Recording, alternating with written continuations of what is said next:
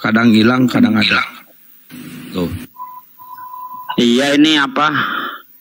HP sekarang itu nggak ada colokan apanya, itu kadang sering terganggu tuh Bang. Oh, di ininya ya, OTG-nya ya? Iya, di OTG-nya itu. Iya. Ya, Abang coba kan ngaji Yasin, Bang. Coba ngaji Yasin. Bentar, Bang Kian Santang.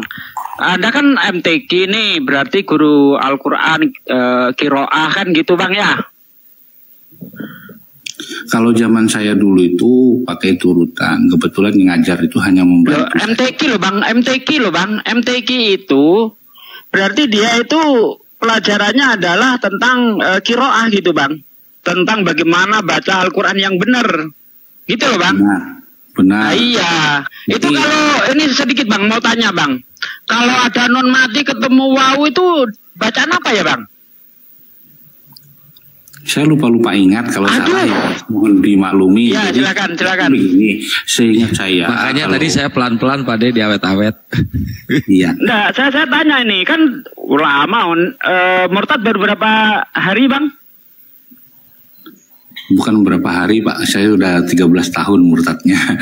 13 tahun, berarti kan jadi Islam 32 tahun kan gitu.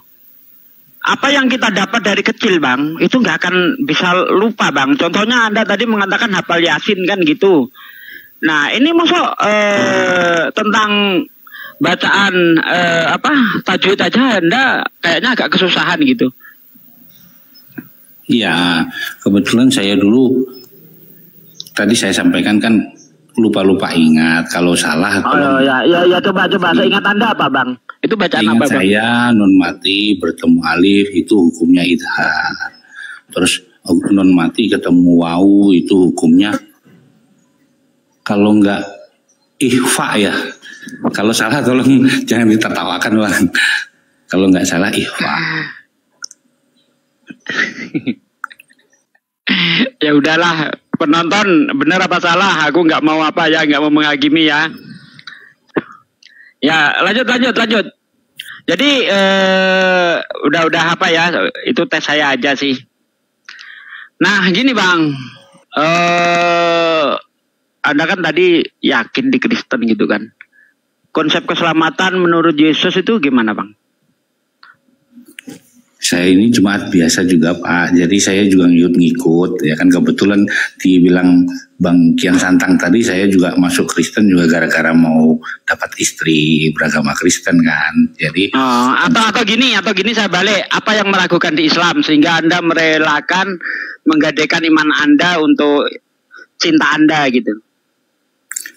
Itu mungkin kelemahan saya waktu beragama Islam, saya hanya belajar mengenai cara membaca Al-Quran dengan baik dan benar, itu saja. Untuk sejarah mengenai keislaman saya buta Pak, sehingga ada kejadian umat-umat Islam kita di tanah air terutama waktu itu yang saya anggap kok begini ya kita ini Islam ya. Makanya saya ada rasa kurang pas lah bagi saya gitu Bang. Makanya ya udah. Bentar, kok begini Islam ya itu maksudnya gimana maksudnya?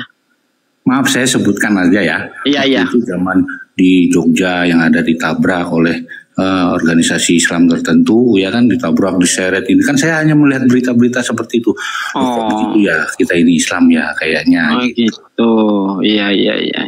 Jadi ini Bang, Anda sudah salah cara pandang. Memandang agama dari pengikutnya. Iya dong. Padahal tidak boleh Bang memandang agama dari pengikutnya. Kalau memandang agama dari pengikutnya, nggak ada agama yang benar. Di Islam ada yang jahat, ada yang baik. Di Kristen ada yang jahat, ada yang baik. Kalau memandang agama dari pengikutnya, Kristen agama paling buruk nanti. Karena mayoritas pemain film porno Kristen. Gimana kalau saya pakai itu? Cocok enggak? Saya menilai Kristen dari pengikutnya. Nggak cocok kan? Jadi untuk menilai agama itu Bang, dari kitab sucinya. Baca kitab sucinya, bagaimana kita berperilaku. Baik secara muamalah ya. Bagaimana ketika kita berlaku kepada sesama saudara kita. Itu ditengok dari ajarannya, bukan dari bagaimana perilaku umat. Seperti yang saya katakan tadi, kalau umat yang dijadikan dasar sebuah kebenaran agama, maka di dunia ini nggak ada agama yang benar. Karena sifat penganut agama itu dia relatif. Di Islam ada yang baik, di Kristen ada yang buruk. Di Kristen ada yang baik, di Islam juga ada yang baik. Ya, jadi relatif gitu, Bang. Nah, sekarang kita kembali lagi kepada ajaran gitu. Seperti yang saya tanyakan tadi, apakah ada nih jaminan Yesus bahwa dia menjamin surga untuk orang Kristen? Itu di Perjanjian Baru ada, Pak. Ya, silakan, Bang. Menurut Anda nih, menurut Anda masuk surga itu percaya Yesus Tuhan atau utusan? Saya tidak hafal ayatnya apa segala macam, cuma saya ada yang membuat saya yakin itu karena di dalam Alkitab itu ditulis Tuhan Yesus itu tidak ada jalan lain selain aku untuk menang. Oh, itu di dalam Yohanes 14 ayat 6, Bang. Betul. Nah, akulah jalan kebenaran dan hidup. Orang tidak akan sampai kepada Bapa kalau tidak melalui aku. Karena saya kan saya menguasai Bible loh, Bang. Saya ini hafalan Bible saya ini belum ada pendeta yang bisa melebihi saya, Bang. Tapi kok anehnya saya nggak bisa jadi Kristen gitu. Jadi gini, Bang. Setiap nabi itu jalan, Bang. Setiap nabi adalah jalan kebenaran. Ya, orang tidak akan sampai kepada Tuhan kalau tidak melalui nabi tersebut. Tetapi apakah harus mengatakan hal yang sama untuk mengungkapkan yang sama? Tidak, Bang. Bisa dengan cara yang lain. Contohnya zamannya Nuh.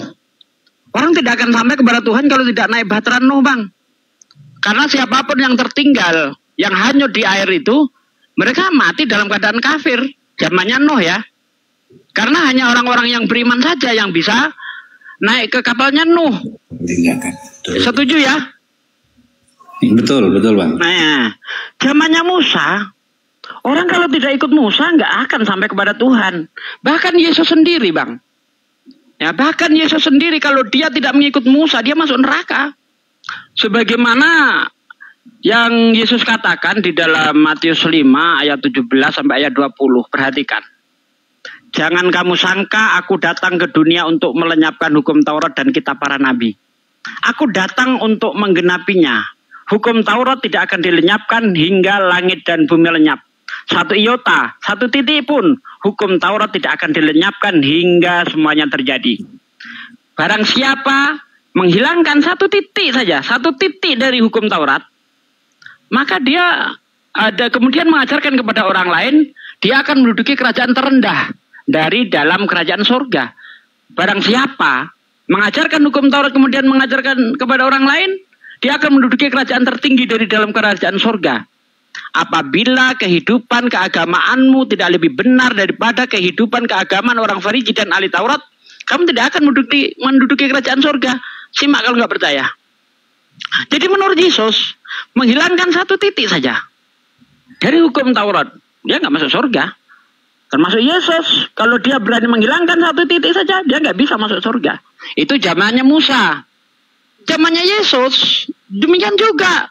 Orang tidak akan sampai kepada Bapa kalau tidak melalui Yesus. Saya sangat setuju.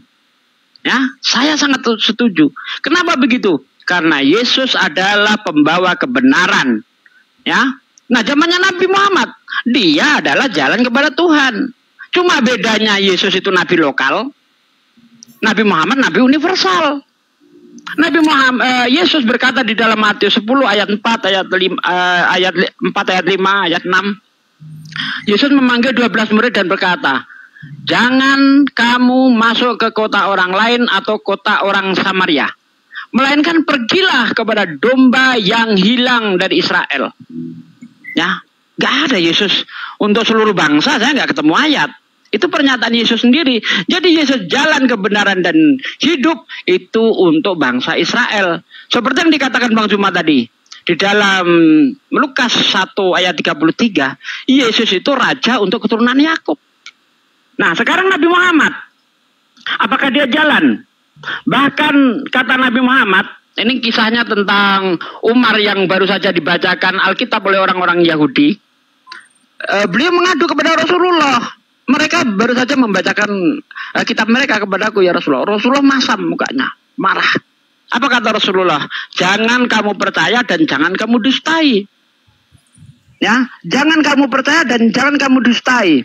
Yang aku takutkan adalah itu benar tapi kamu anggap dusta, dan itu dusta kamu anggap benar.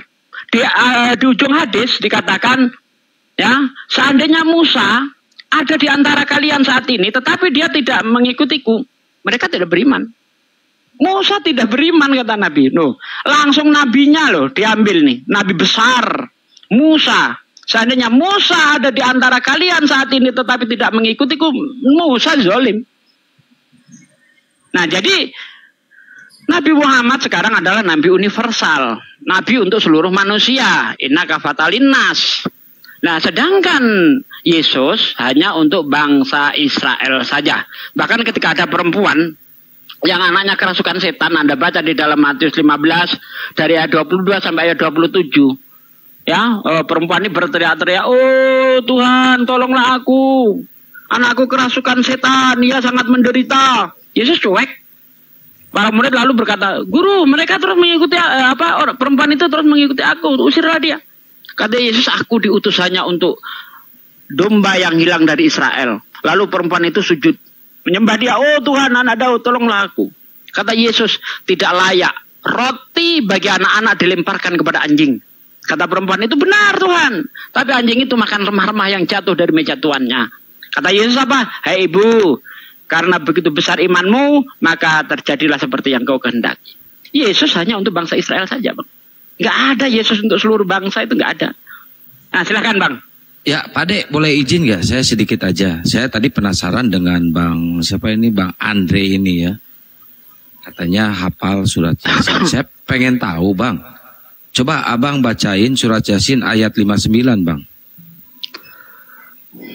Wah, kalau dites begitu saya udah nggak ingat, Pak. Kalau saya kan baca Yasinnya kan dulu kan bersama-sama, jadi dari mulai awal gitu. Enggak, saya penasarannya, masalahnya tadi Abang bilang hafal Yasin katanya. Saya penasaran. Iya, Bang Kian Santang, kalau dites gitu memang susah. Begini, nggak bisa.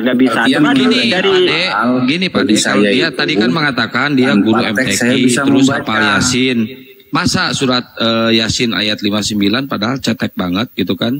Nggak bisa. Ya, tapi nggak apa-apa lah, itu hak Anda mau mengatakan Anda mantan guru, terus mantan kiai, mantan ulama, mantan malaikat juga, saya percaya ke Anda, udah silakan. Saya pernah ngajar anak-anak sekolah. Iya Bang. Iya. Gitu. Mungkin ngajar ikro gitu loh Bang. Iya betul. Saya hanya mengajar ikro. Kalau zaman dulu itu turutan zaman dulu. Tadi bilangnya kan MTQ, Pak Dek kan dengar sendiri. Iya, maksud dia ikro gitu. Kalau MTQ nanti dites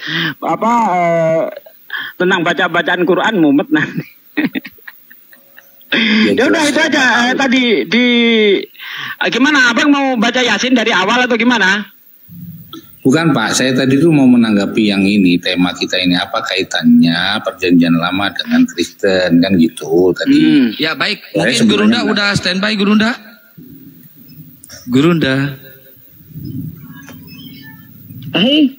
Oh belum standby. Ya, biar apa Bang Kian Santang, biar ditanggapi dulu pernyataan saya itu tadi. Silakan Bang. Inti yang saya sampaikan adalah bukan cuma Yesus jalan satu-satunya. Setiap nabi adalah jalan. Tapi sayangnya Yesus hanya untuk bangsa Israel saja. Itu dalil-dalil yang saya ungkapkan tadi itu. Tapi pengajaran di Kristen kami Pak, di gereja itu kami ini adalah Israel secara rohani. Seperti itu. Itu benar loh Pak, saya sampaikan itu. Karena saya kan di gereja, jadinya di gereja-gereja kami itu disampaikan, ya kamilah Israel. Ya, itu dogma Bang. Tapi secara tertulis nggak ada. Di mana Kristen dikatakan Israel rohani itu? Nggak ada Bang. Ya, jadi janganlah mau dibodoh-bodohi gitu Bang. Anda kan mantan Islam, seharusnya Anda itu kritis gitu loh. Kritis. Anda gali betul. Bagaimana sih masuk surga menurut Yesus? Adakah Yesus mengatakan, sembah aku, kamu akan masuk surga. Akui aku Tuhan, kamu akan masuk surga. Kemarin saya nantang tuh ada pendeta itu. Kalau kamu bisa buktikan menyembah Yesus itu jalan masuk surga, saat ini juga saya akan live TikTok sambil ngesot 100 kilo. Itu tantangan saya kepada pendeta. Nggak ada yang bisa menunjukin. Karena kenapa saya itu menantang seperti itu? Karena Yesus dengan jelas berkata di dalam Yohanes 17 ayat 3. Cara mendapat hidup yang kekal itu seperti apa? Inilah hidup yang kekal itu. Yaitu mereka percaya bahwa engkau, kata Yesus, bahwa engkau satu-satunya Tuhan yang benar. Kata Yesus, satu-satunya Tuhan yang benar. Dan mengenal aku, Yesus Kristus yang diutus. Itu syarat masuk surga menurut Yesus seperti itu. Percaya satu Tuhan dan percaya Yesus hanya utusan saja. Kalau Anda bisa buktikan di mana percaya aku Tuhan akan masuk surga, tunjuklah. Saya tidak hafal ayatnya, tetapi saya hanya dengar. Nanti saya yang kasih tahu ayat mana. Betul. Itu waktu Tuhan Yesus itu dibilang kamu adalah anak Allah, dia tidak menolak. Tidak menolak. Bahkan Yesus membuat pernyataan bahwasanya itu bukan kamu Petrus yang ngomong, itu dari Roh Kudus. Itu ceritanya. Saya nggak pakai akal Pak masuk Kristen. Oke Bang. Ya itu di dalam Matius 16 ayat 15 itu. Ya, jadi kalau seandainya Yesus bukan Tuhan, dia menolak. Jangan, kamu nggak boleh begitu. Anda salah Bang. Anda Assalamualaikum guruku tercinta. Masya Allah. Jadi sebentar ya Akhi ya.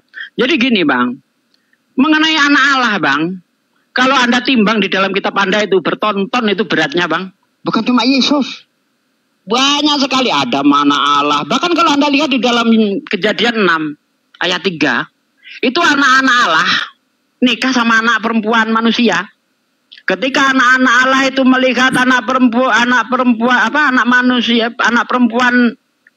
anak wanita, anak-anak manusia itu cantik-cantik, ya kan? Anak-anak Allah itu mengambil mereka jadi istrinya. Itu di Kejadian 6 tuh ayat 3. Akhi, dilanjut Akhi. Monggo, tafadhol.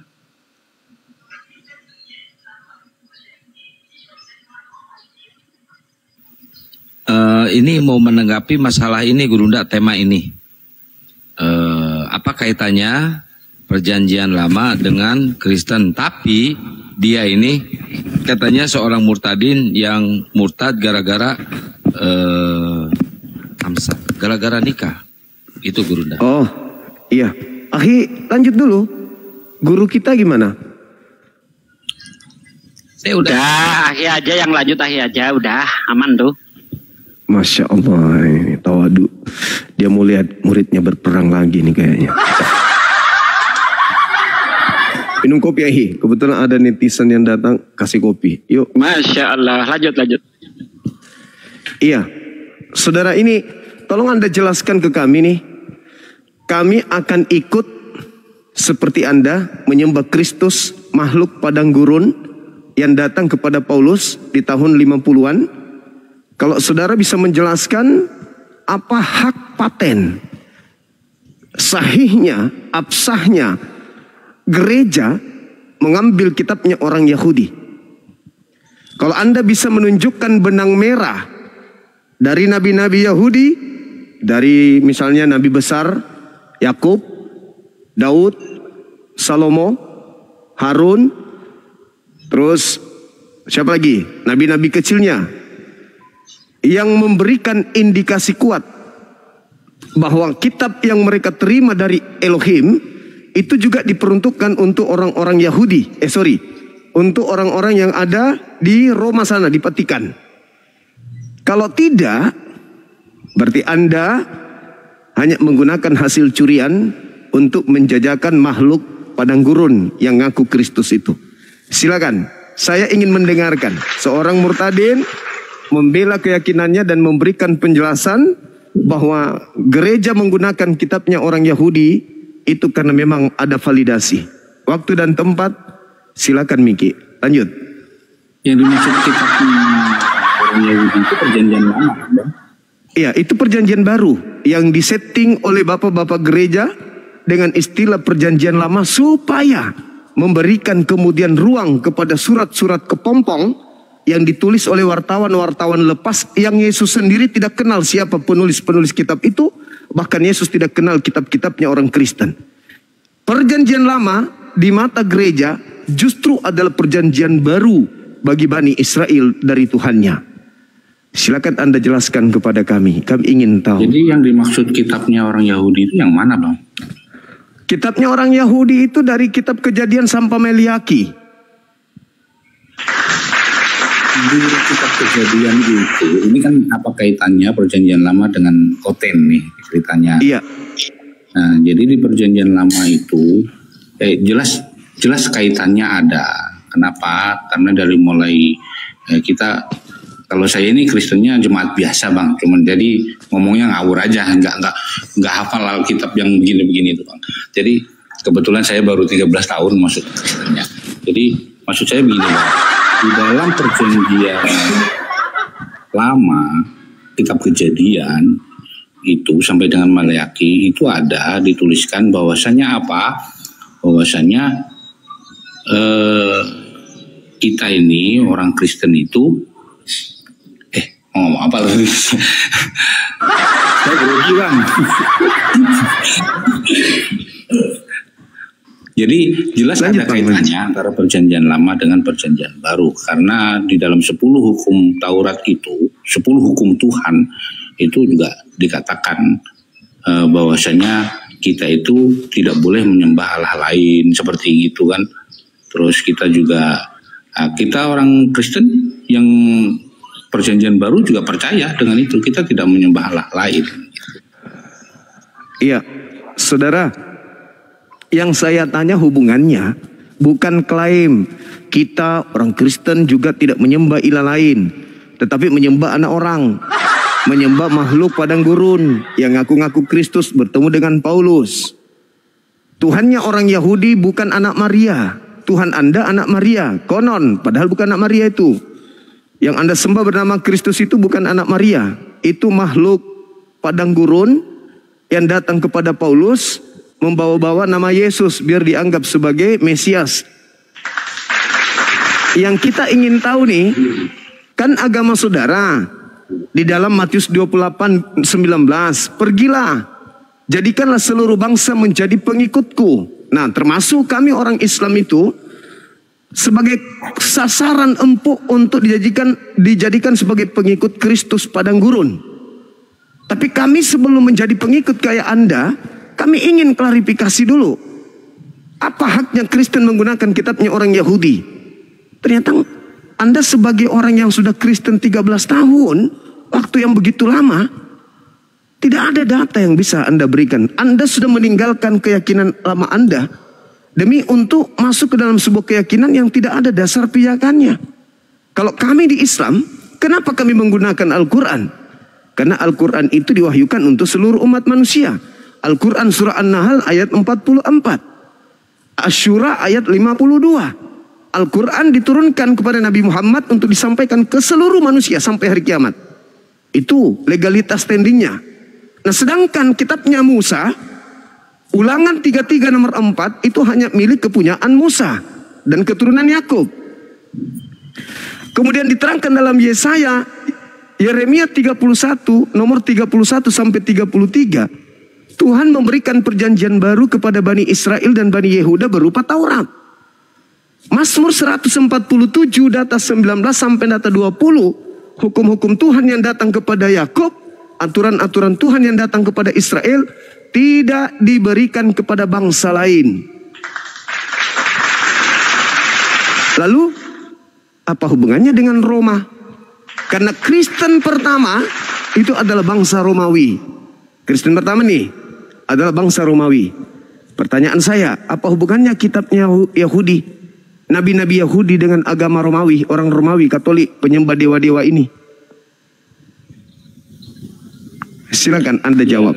Nah, di perjanjian lama itu, Abang bilang tadi kan kitab Kejadian sampai Maleaki.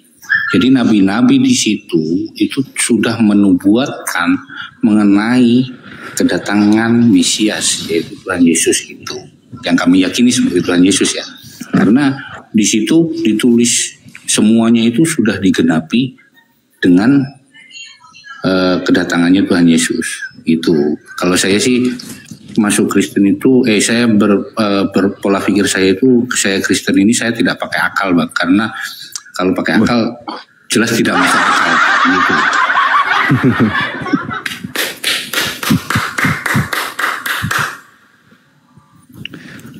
Jadi gini saudara, kalau Anda mengatakan ada nubuat itu adalah ramalan. Ramalan untuk yang punya kitab. Bukan ramalan untuk Roma.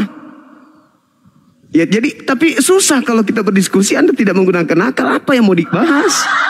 Mending kita pakai bahasa tubuh. Berarti kan ada kaitannya, pasti ada kaitannya antara perjanjian lama dengan perjanjian baru. Karena di perjanjian lama, Nabi Yeremia sudah menubuatkan mengenai kelahirannya Tuhan Yesus sampai dengan meninggalnya, sampai dengan bangkitnya. Itu sudah ditulis. Ya itu kan iman, Bang. Itu iman, bukan akal. Kalau iman ya anak kambing juga Anda bisa tuhankan. Buku matematika Anda bisa jadikan sebagai firman Tuhan. Kalau bukan akal.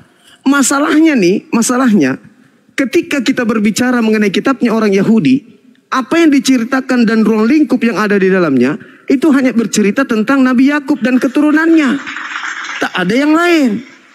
Kalau Anda mengatakan ada hubungannya, saudara, perjanjian lama Tuhan dengan Bani Yakub itu adalah Tuhan menjanjikan membebaskan mereka dari tanah Mesir dan mengantarkan kepada tanah yang dijanjikan kepada mereka. Itu perjanjian lama.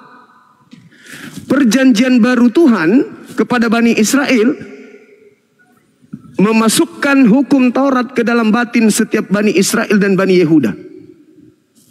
Tergenapi antara perjanjian lamanya Yahudi, perjanjian barunya Yahudi sudah genap. Di dalam Ulangan 4 nomor 2 nomor 3, jangan kau menambahi perjanjianku, jangan kau kurangi perjanjianku. Sudah genap itu. Gak boleh lagi ditambah-tambah. Yahudi memiliki perjanjian lama, Yahudi memiliki perjanjian baru. Dan perjanjian baru yang dimaksud adalah hukum Taurat. Bukan Roma, Galatia, Filipi, Lukas, Markus, Matius. Bukan itu. Itu adalah surat kabar yang dituliskan oleh pewarta yang Yesus pun tidak kenal mereka. Sedangkan kedatangan Yesus adalah untuk mengajak Bani Israel yang meninggalkan perjanjian baru yaitu Taurat agar kembali kepada hukum perjanjian baru mereka. Jadi tidak ada hubungannya sama sekali dengan Kristen. Gak ada. Sejarah berpindahnya antara kitab Taurat kepada orang Kristen itu bermula di Mesir, Alexandria. Siapa yang ada di Mesir? Orang-orang Yahudi yang sudah tinggal di sana, yang tidak mengerti lagi bahasa Ibrani. Diterjemahkanlah kitab Taurat itu dalam bahasa Septuaginta, diedarkan kepada mereka. Dari sanalah di abad ketiga sebelum Masehi turun-temurun di Mesir, lalu berpindah ke Roma dan seterusnya. Akhirnya dikoreksi. Pada abad keempat dijadikanlah kemudian kitab perjanjian kitab Septuaginta ini sebagai perjanjian lama oleh Katolik, oleh gereja, kebijakan gereja, dan surat-surat yang lolos di kanon ini dijadikan sebagai perjanjian baru. Dikawinkanlah kitab itu, jadilah Biblika. Hanya itu dasarnya. Tapi tentang pemberitaan secara histori itu tidak ada nubuat bahwa kitab orang Yahudi itu nantinya akan diberikan kepada orang Roma Katolik. Itu nggak ada, Bang. Makanya tidak ada orang Kristen, pastor, pendeta, murtadin atau apapun namanya yang bisa membuktikan validasi atau pengesahan bagaimana mereka bisa menggunakan kitabnya agama lain, yaitu agama Yahudi. Begitu, saudara. Silakan.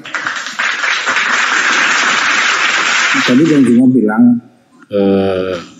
mengenai nubuatan itu ramalan gitu. Itu kalau bagi saya sih bukan ramalan, itu penglihatan yang diberikan oleh Tuhan. Nanti akan datang Mesias itu seperti itu, Bang. Bukan ramalan, Bang. Itu penglihatan dari Tuhan. Bahasa kita, Bang, bahasa orang Indonesia itu ramalan. Tapi ramalan ini bukan ramalan manusia biasa. Itu ramalan Nabi. nabi yang meramalkan, maka dia naik status menjadi nubuah. Penglihatan tentang hal yang akan terjadi atau yang telah terjadi, itu nubuah. Nah, nabi-nabi menerima kemudian nubuah, penglihatan dari Tuhan, menceritakan tentang masa depan. Ternyata kitabnya Yahudi hanya membahas tentang masa depan Bani Israel. Bang, dibilang saya katanya bukan murtad. Nama saya sampai sekarang di KTP nama saya itu Ahmad Taufik. Iya, nggak apa-apa, Bang, nggak apa-apa. Jadi ini banyak yang ngomong itu bukan murtad, itu menyamar katanya. Memang benar-benar ya terserah lah kalau itu dibilang katanya gara-gara selangkangan. Ya, tapi dengan Anda mengatakan Kristen tidak bisa dibahas dengan akal, itu saya sudah pastikan Anda memang murtadin. Iya, karena belum ada orang menjadi Kristen karena proses berpikir. Belum ada, Bang. Bahkan Anda sendiri mengakui untuk masuk Kristen ya tidak boleh berpikir, nggak boleh pakai akal. Betul itu. Belum ada ya, orang murtad saya tidak karena proses berpikir akal, belum. Karena akal saya tidak akan nyampai dengan tidak akan nyampe karena memang tidak masuk akal, Pak. Tidak akan pernah bisa. Karena kenapa? Akal itu serpihan cahaya pencipta langit dan bumi yang dititipkan di kita untuk mendeteksi benar salah. Ketika ada sesuatu yang salah, yang tidak bisa dideteksi oleh akal kita, lalu kita percayai, maka jatuhnya kepada apa? Angan-angan, imani saja. Nah, untuk mensiasati supaya kita kelihatan keren, maka bahasanya karena saya karena saya tidak bisa untuk memikirkan. Padahal memang mau profesor seperti apapun memang nggak bisa sampai akarnya ke sana. Karena bagaimana mungkin seekor kucing Anda mengatakan ini adalah gajah. Anda lantas mengatakan, oh ini saya tidak bisa menjelaskan pakai akal. Kenapa? Karena saya punya akal belum sampai ke sana. Memang nggak akan pernah sampai. Karena kadarnya kucing ya kucing, gajah ya gajah. Bagaimana mungkin Anda ingin mengatakan ini adalah kucing, padahal itu adalah ayam. Ini yang dipakai oleh orang Kristen. Makanya ketika dia menjelaskan tentang Yesus, Yesus itu adalah 100% manusia, 100% Tuhan. Sama seperti ketika memperlihatkan HP. HP ini adalah 100% HP dan 100% bola kaki. Itulah yang dimaksud. Saya tidak menggunakan, saya beriman itu saya tidak menggunakan akal. Yesus itu 100% manusia, 100% Kristen. Anda bukan tidak menggunakan akal, Bang. Tetapi apakah mustahil Tuhan itu bisa jadi manusia? Mustahil, Bang. Itu mustahil. Tuhan maha segala-galanya, Bang. Kata siapa? Tuhan maha segala-galanya. Dia menciptakan dunia beserta isinya saja mampu. Apalagi cuma menjadi manusia. Jadi menurut saudara tidak ada yang mustahil bagi Tuhan? Tidak ada yang mustahil. Berarti Tuhan, nyanyian kami itu di nyanyiannya itu ada yang mustahil begitu. Berarti Tuhan Anda bisa menciptakan Tuhan yang baru, yang lebih besar, yang lebih kuasa dari dirinya. Bisa kalau dia mau. Loh, bagaimana ini? Itu bukan Tuhan, bisa, Pak, namanya. Itu namanya makhluk. Itu makhluk, Pak. Bisa membuat rumah kayak saya ini, bisa membuat rumah yang lebih besar dari badan saya. Tapi pada saat saya membuat rumah, itu bukan saya. Itu adalah pribadi baru. Jadi kalau Tuhan Anda bisa menciptakan Tuhan yang lebih bagus, yang lebih besar, yang lebih maha kuasa, itu konsep lawak-lawak. Itulah kami sebagai orang Kristen itu gila, Bang. Gilanya orang Kristen itu seperti itu. Kalau Abang tadi menanyakan, bisa nggak Tuhan menciptakan Tuhan yang lebih besar? Bisa. Karena pikiran kita sebagai manusia tidak mampu. Kalau Tuhan mau bisa kok, Bang. Iya. Begitu gila, juga kalau Tuhan Anda bisa jadi setan, bisa. Kalau dia mau bisa, Bang. Gimana? Oh, bisa. Iya. Dan Anda tidak bisa menyelami hati Tuhan Anda kan? Tidak bisa, saya manusia kok, Bang. Berarti bisa jadi Tuhan Anda lah yang jadi setan selama ini mengganggu manusia. Betul? Bisa jadi kan, bilang Abang. Bisa jadi.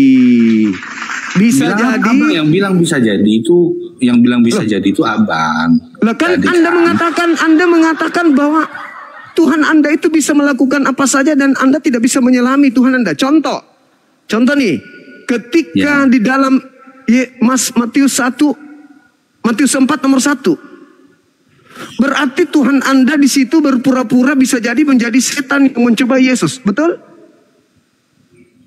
Tidak ada Tuhan mencobai Yesus. Bukan mencobai Yesus. Coba Anda baca Matius 4. Coba Anda membaca. Saya nggak bawa Alkitab, Bang, saya di tempat kerja. Jadi kata Anda tadi, Tuhan Anda bisa menciptakan Tuhan.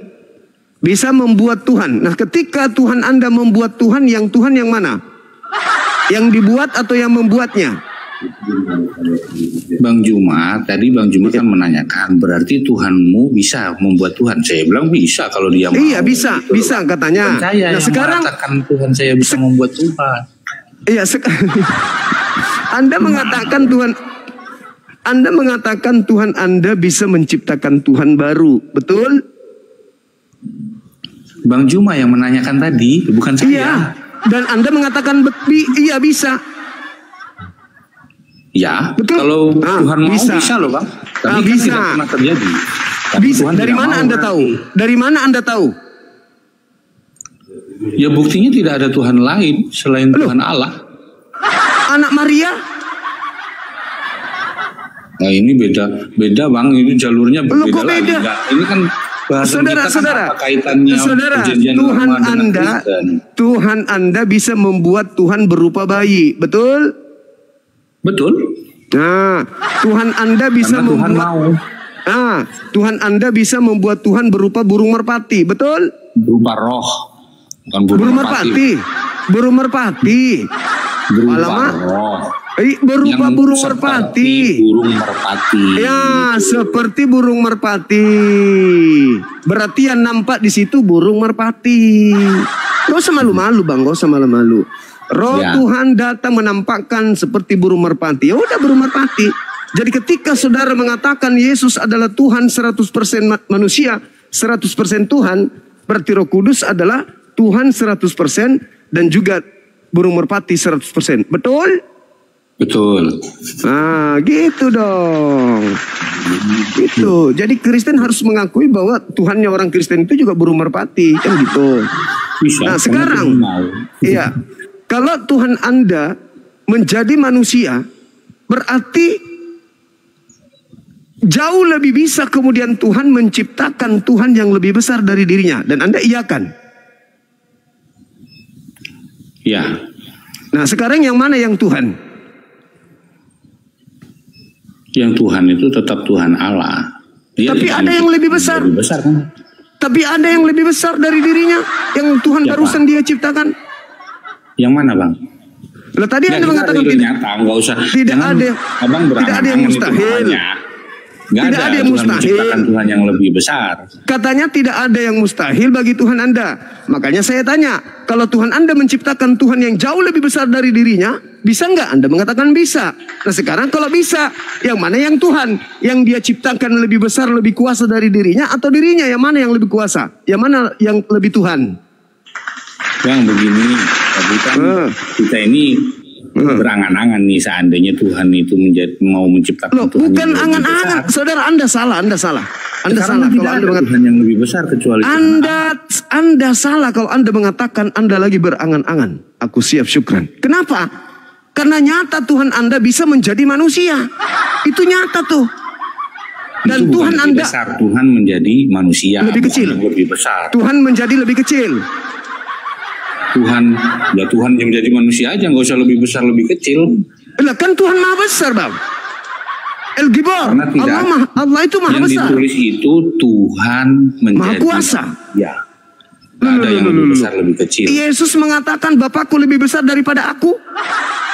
Ya, itu Tuhan Yesus yang ngomong. Iya, berarti Tuhan Anda ada yang besar, ada yang kecil. Ya. Nah, berarti Tuhan Anda menciptakan Tuhan kecil, betul? Tuhan Yesus, bukan Tuhan kecil. Iya, iya kan Anda yang Tuhan besar, abangku. Iya. Berarti Yesus ini dia adalah Tuhan kecil, betul? Betul. Ah, gitu dong.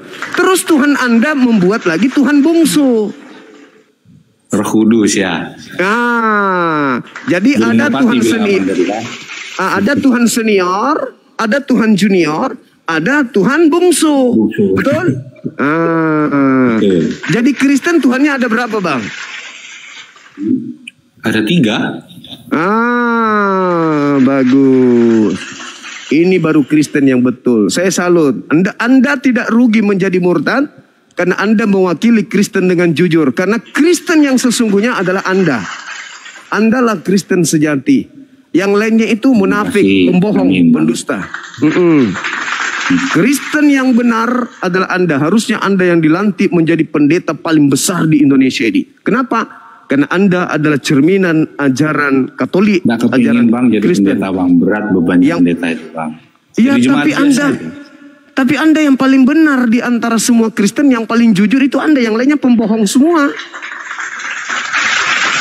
Saya bilang iya karena saya memimpin doa makan saja sama anak saya. Saya bilang dalam nama Tuhan, anaknya, Allah Bapa, nama Roh Kudus. Saya selalu menyebut itu, makanya saya iya. Berarti 3. Kami, sudut pandang abang itu memandang Tuhan kami ada 3, ya saya iakan aja.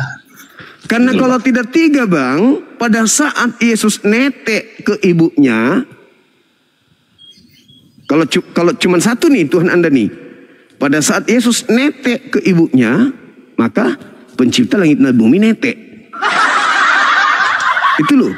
Pada saat Yesus kemudian mati, berarti Tuhan alam semesta kehilangan Tuhan karena Tuhan lagi mati. Maka Kristen yang paling jujur di dunia ini yang pernah saya temui hanya saudara Andreas. Yang lainnya pembohong. Yang lainnya pembohong. Kita tidak bisa menggunakan akal pikiran kita. Pendeta-pendeta itu pendusta. Maksud dan tujuan Tuhan. Jadi Tuhan itu, abang bilang Tuhan Yesus netek. Itu kan kehidupan kita manusia di dunia ini. Ya itu namanya yang tidak masuk akal. Itu Tuhan gak itu yang netek? Tuhan Yesus itu waktu kecil itu netek. Iya benar. Itulah yang dimaksud ketidakmasuk akalan kita di dunia. Karena kita tidak sampai memikirkan pola pikir. Iya betul. Berarti sama seperti contoh, misalnya seperti contoh begini, Bang. Nanti di akhir zaman kita akan diadili satu orang sekian. Yang umurnya 50 tahun itu kira-kira komputernya seberapa besar ya? Kira-kira flash disknya berapa giga? Itu tidak bisa akal pikiran kita manusia menerjemahkan teknologinya Tuhan. Itu maksud saya yang tidak masuk akal. Saya tidak menggunakan akal masuk Kristen. Iya. Saya ulang lagi nih, Bang. Berarti Kristen yang benar adalah Kristen yang tidak menggunakan akal. Betul? Betul.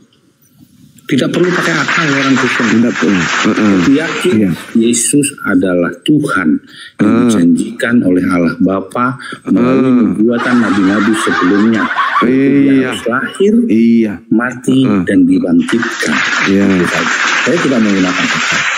Jadi menurut abang ini, bagaimana dengan agama sebelah kita yang menganggap bahwa Tuhannya itu adalah seekor sapi? Benar enggak menurut Anda? Agama Hindu ya?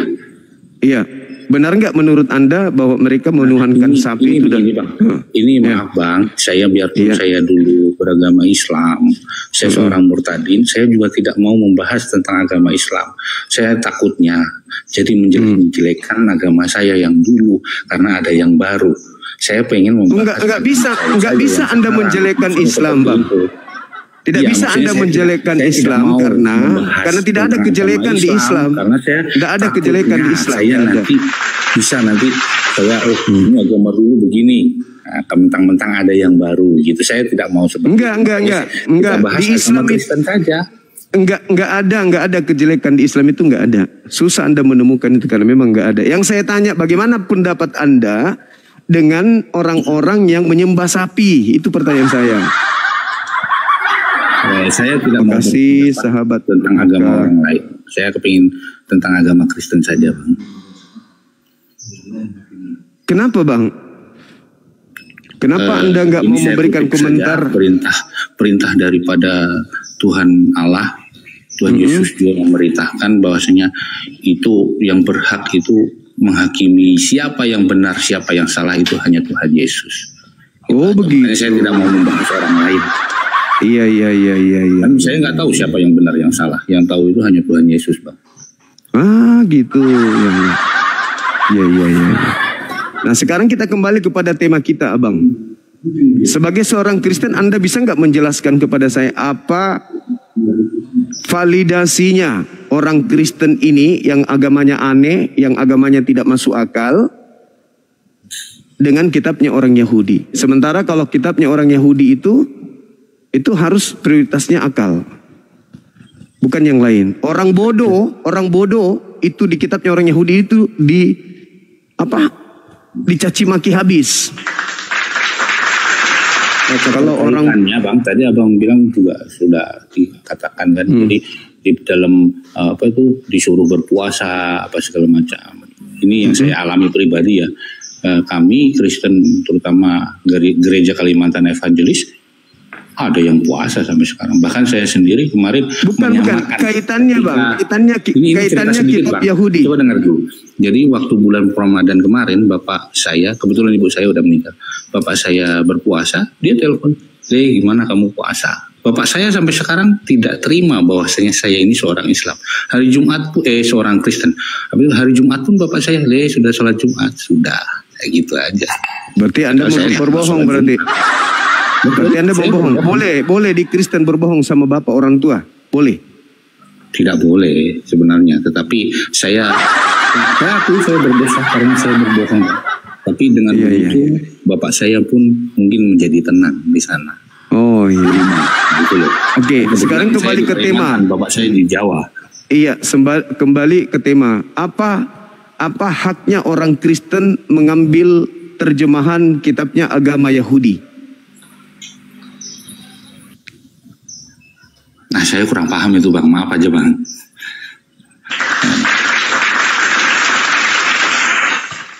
Oke teman-teman host, barangkali sudah cukup saudara kita ini Bang. Yang sudah saya terima kasih banyak Bang boleh bergabung. Jadi karena ini saya juga mau pulang kerja ini Bang, mau absen. Jadi saya makasih saudara Andreas. Terima kasih banyak Bang. Siap. Katanya Bang Andreas ini mau menanggapi temanya di sini. Sebelum turun boleh saya ikut komentar sedikit? Silakan abangku. Iya, jadi gini Bang, memang benar kalau orang Anda itu mau menggunakan akal, baru baca kitab Kejadian aja, Anda sudah tidak akan menjadi Kristen.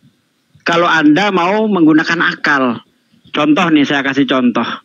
Dalam kitab Kejadian 1 misalnya, di situ dikatakan pada mulanya Allah menciptakan langit dan bumi belum berbentuk dan kosong, kegelapan menutupi samudra raya, roh Allah melayang-layang di atas permukaan air. Berfirmanlah Allah, jadilah terang, maka terang itu jadi. Allah melihat terang itu baik, maka dipisahkan dari gelap, yang terang dinamakan siang, yang gelap dinamakan malam. Allah melihat semuanya itu baik, jadilah petang, jadilah pagi, itulah hari pertama. Hari pertama sudah ada terang, ada siang, ada malam. Tapi mataharinya diciptakan hari keempat. Kejadian 1 ayat 14 sampai 19. Berfirmanlah Allah, jadilah benda-benda penerang untuk memisahkan gelap dari terang, sebagai tanda waktu, bulan, dan masa-masa. Allah menciptakan dua benda yang sangat besar di cakrawala untuk menerangi bumi. Benda yang lebih besar menguasai siang, benda yang lebih kecil menguasai malam. Allah juga menciptakan bintang-bintang di cakrawala untuk menerangi bumi.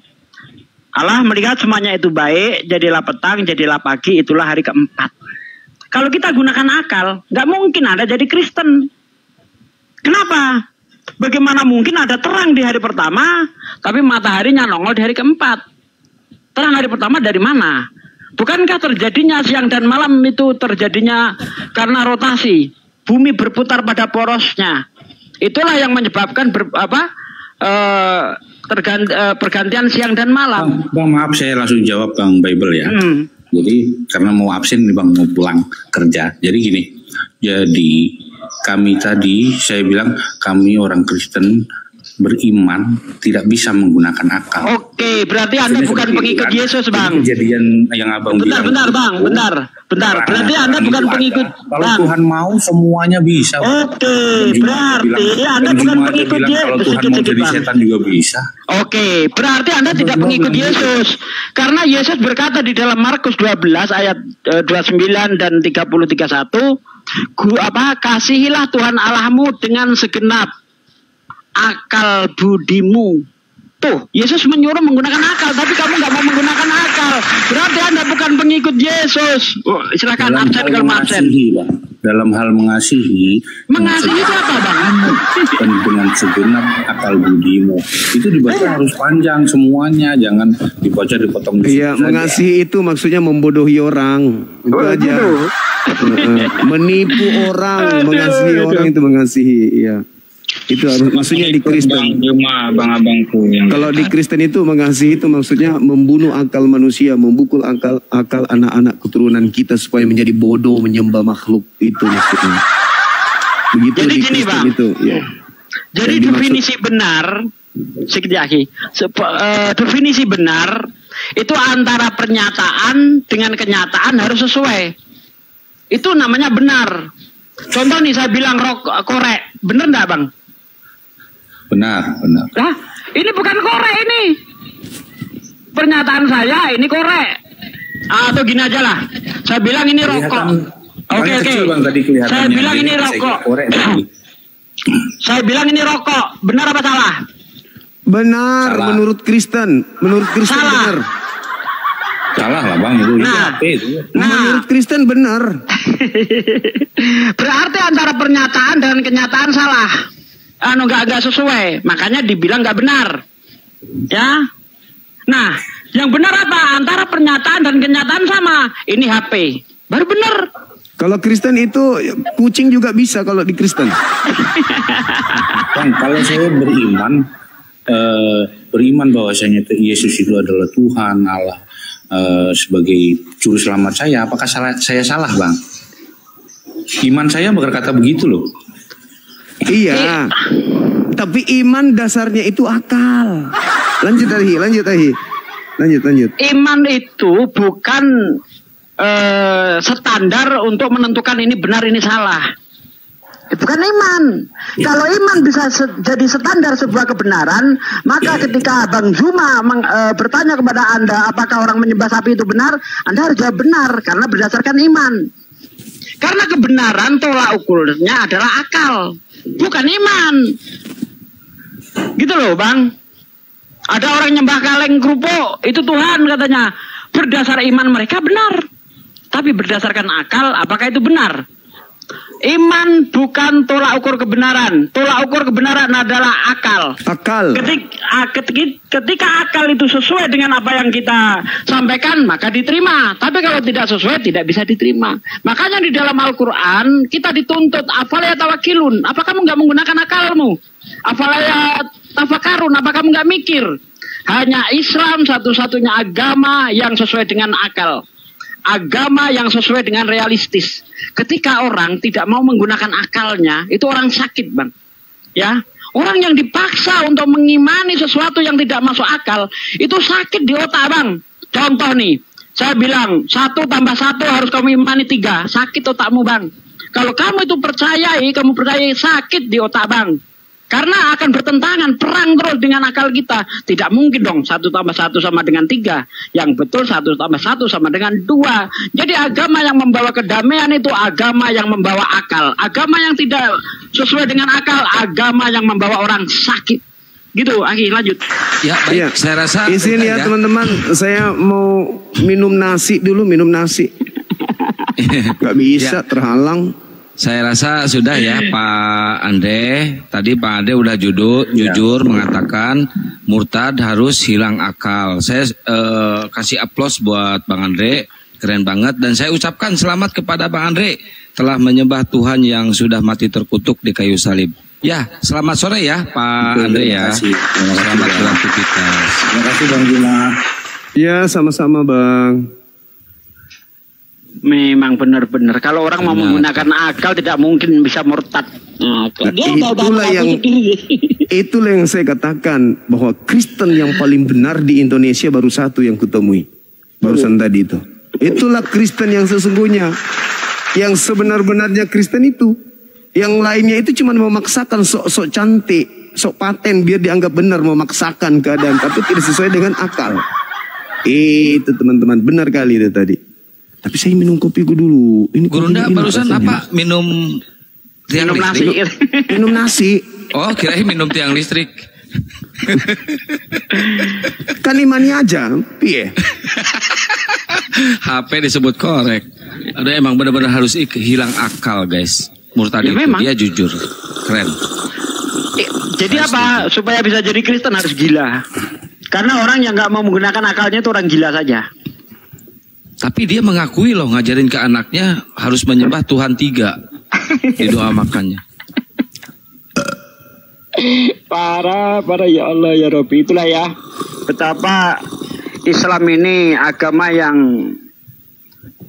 ya'lu wala yu'la alaih. Agama yang tinggi dan mulia. Kenapa agama Islam agama yang tinggi mulia? Karena sesuai dengan akal kita. Islam itu memanusiakan manusia. Ketika kita dituntut untuk menggunakan akal kita sedang dimanusiakan di situ. Tapi ketika ada agama yang melarang kita menggunakan akal, Anda sedang dihewankan di situ. Ya, Anda sedang dihewankan karena hanya hewan yang tidak menggunakan akal.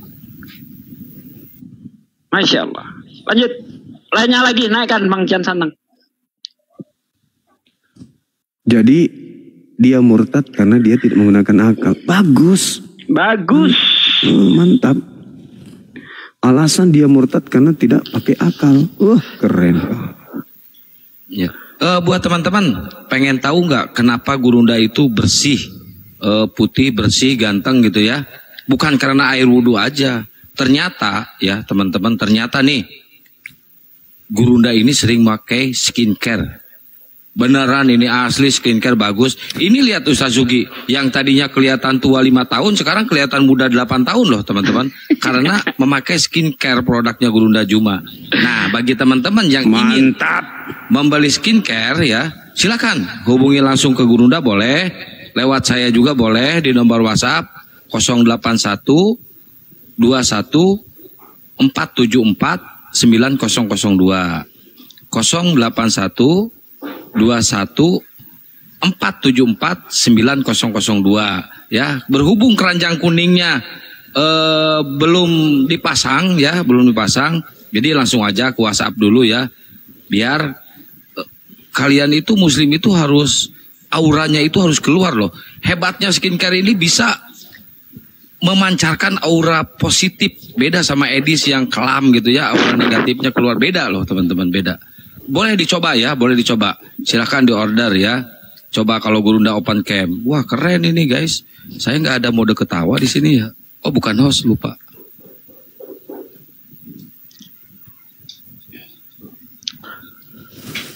Oke, di Rio waktunya asar, saya standby dulu Akhi, dilanjut. Iya Akhi, iya, Masya Allah.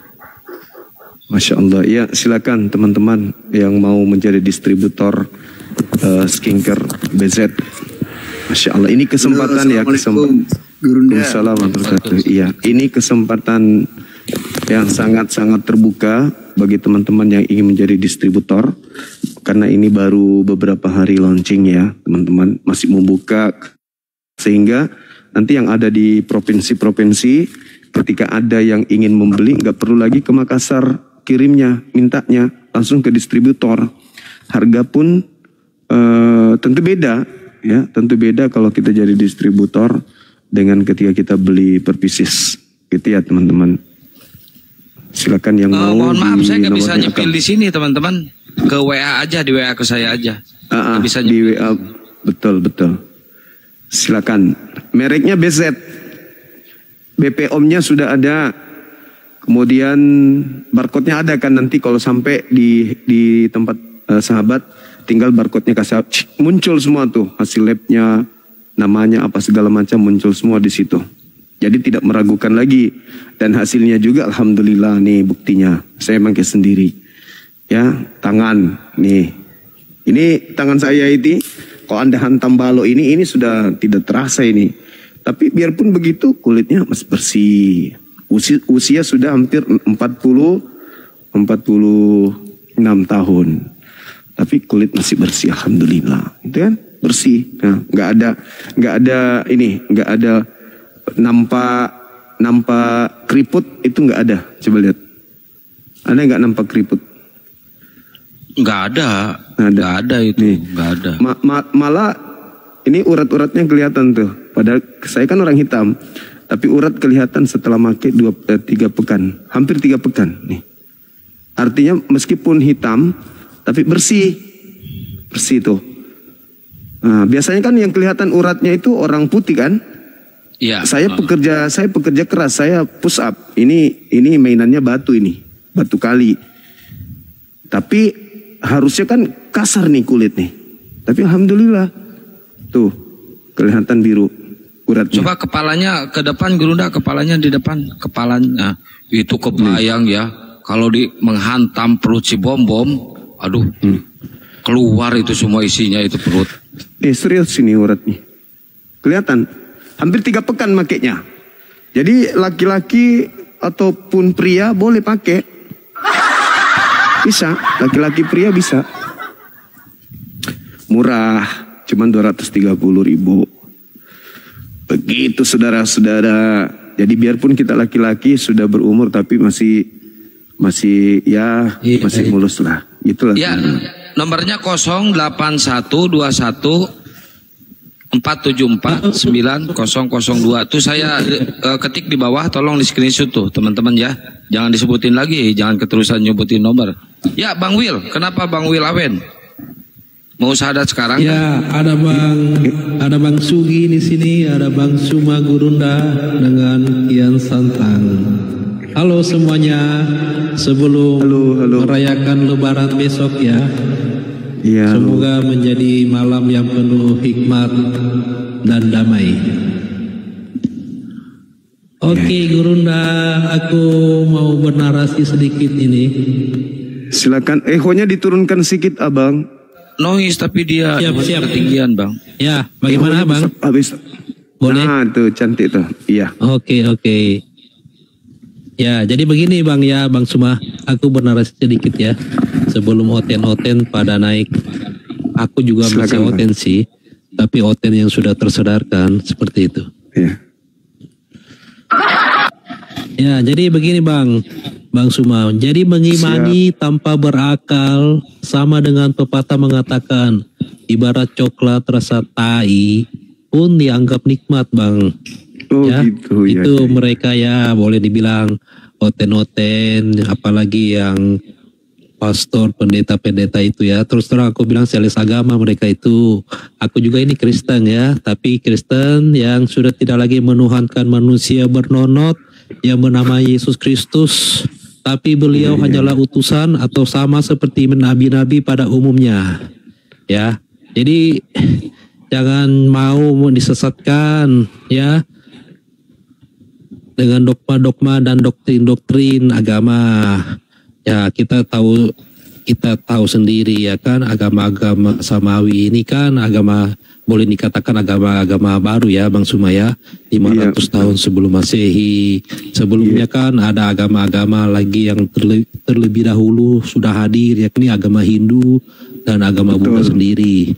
Ya, dan kita kenal sendiri agama yang tertua itu yang 6.000 tahun sebelum Masehi, boleh dibilang agama Hindu lah ya Bang Suma ya.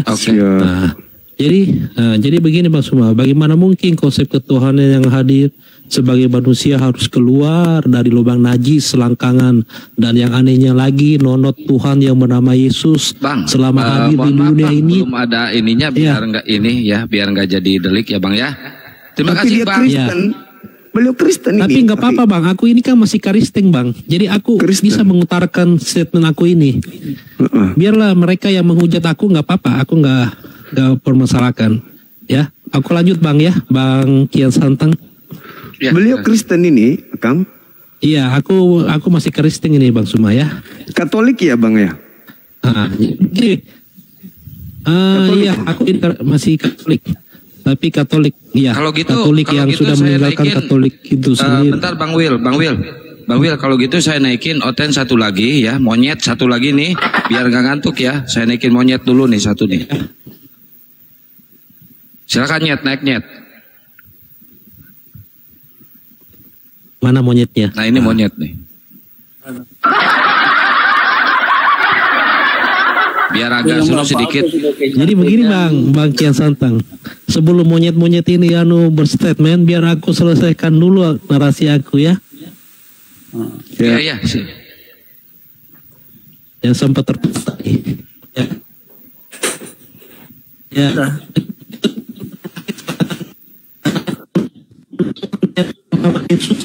Ya ini tidak dipergunakan sebagai pajangan semata. Jelas konsep ketuhanan ini rancu dan amburadul. Bagaimana mungkin Tuhan yang sejatinya tidaklah maha adil, karena Tuhan hanya hadir sebagai sosok jenis kelamin laki-laki. Padahal sejatinya konsep ketuhanan itu maha adil. Jadi ini aku utarakan statement habis akalnya Tuhan itu hadir sebagai apa itu ya. Putus Bang suaranya Bang. Lain.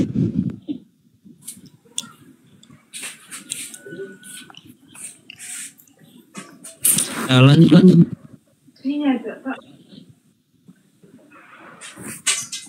Udah.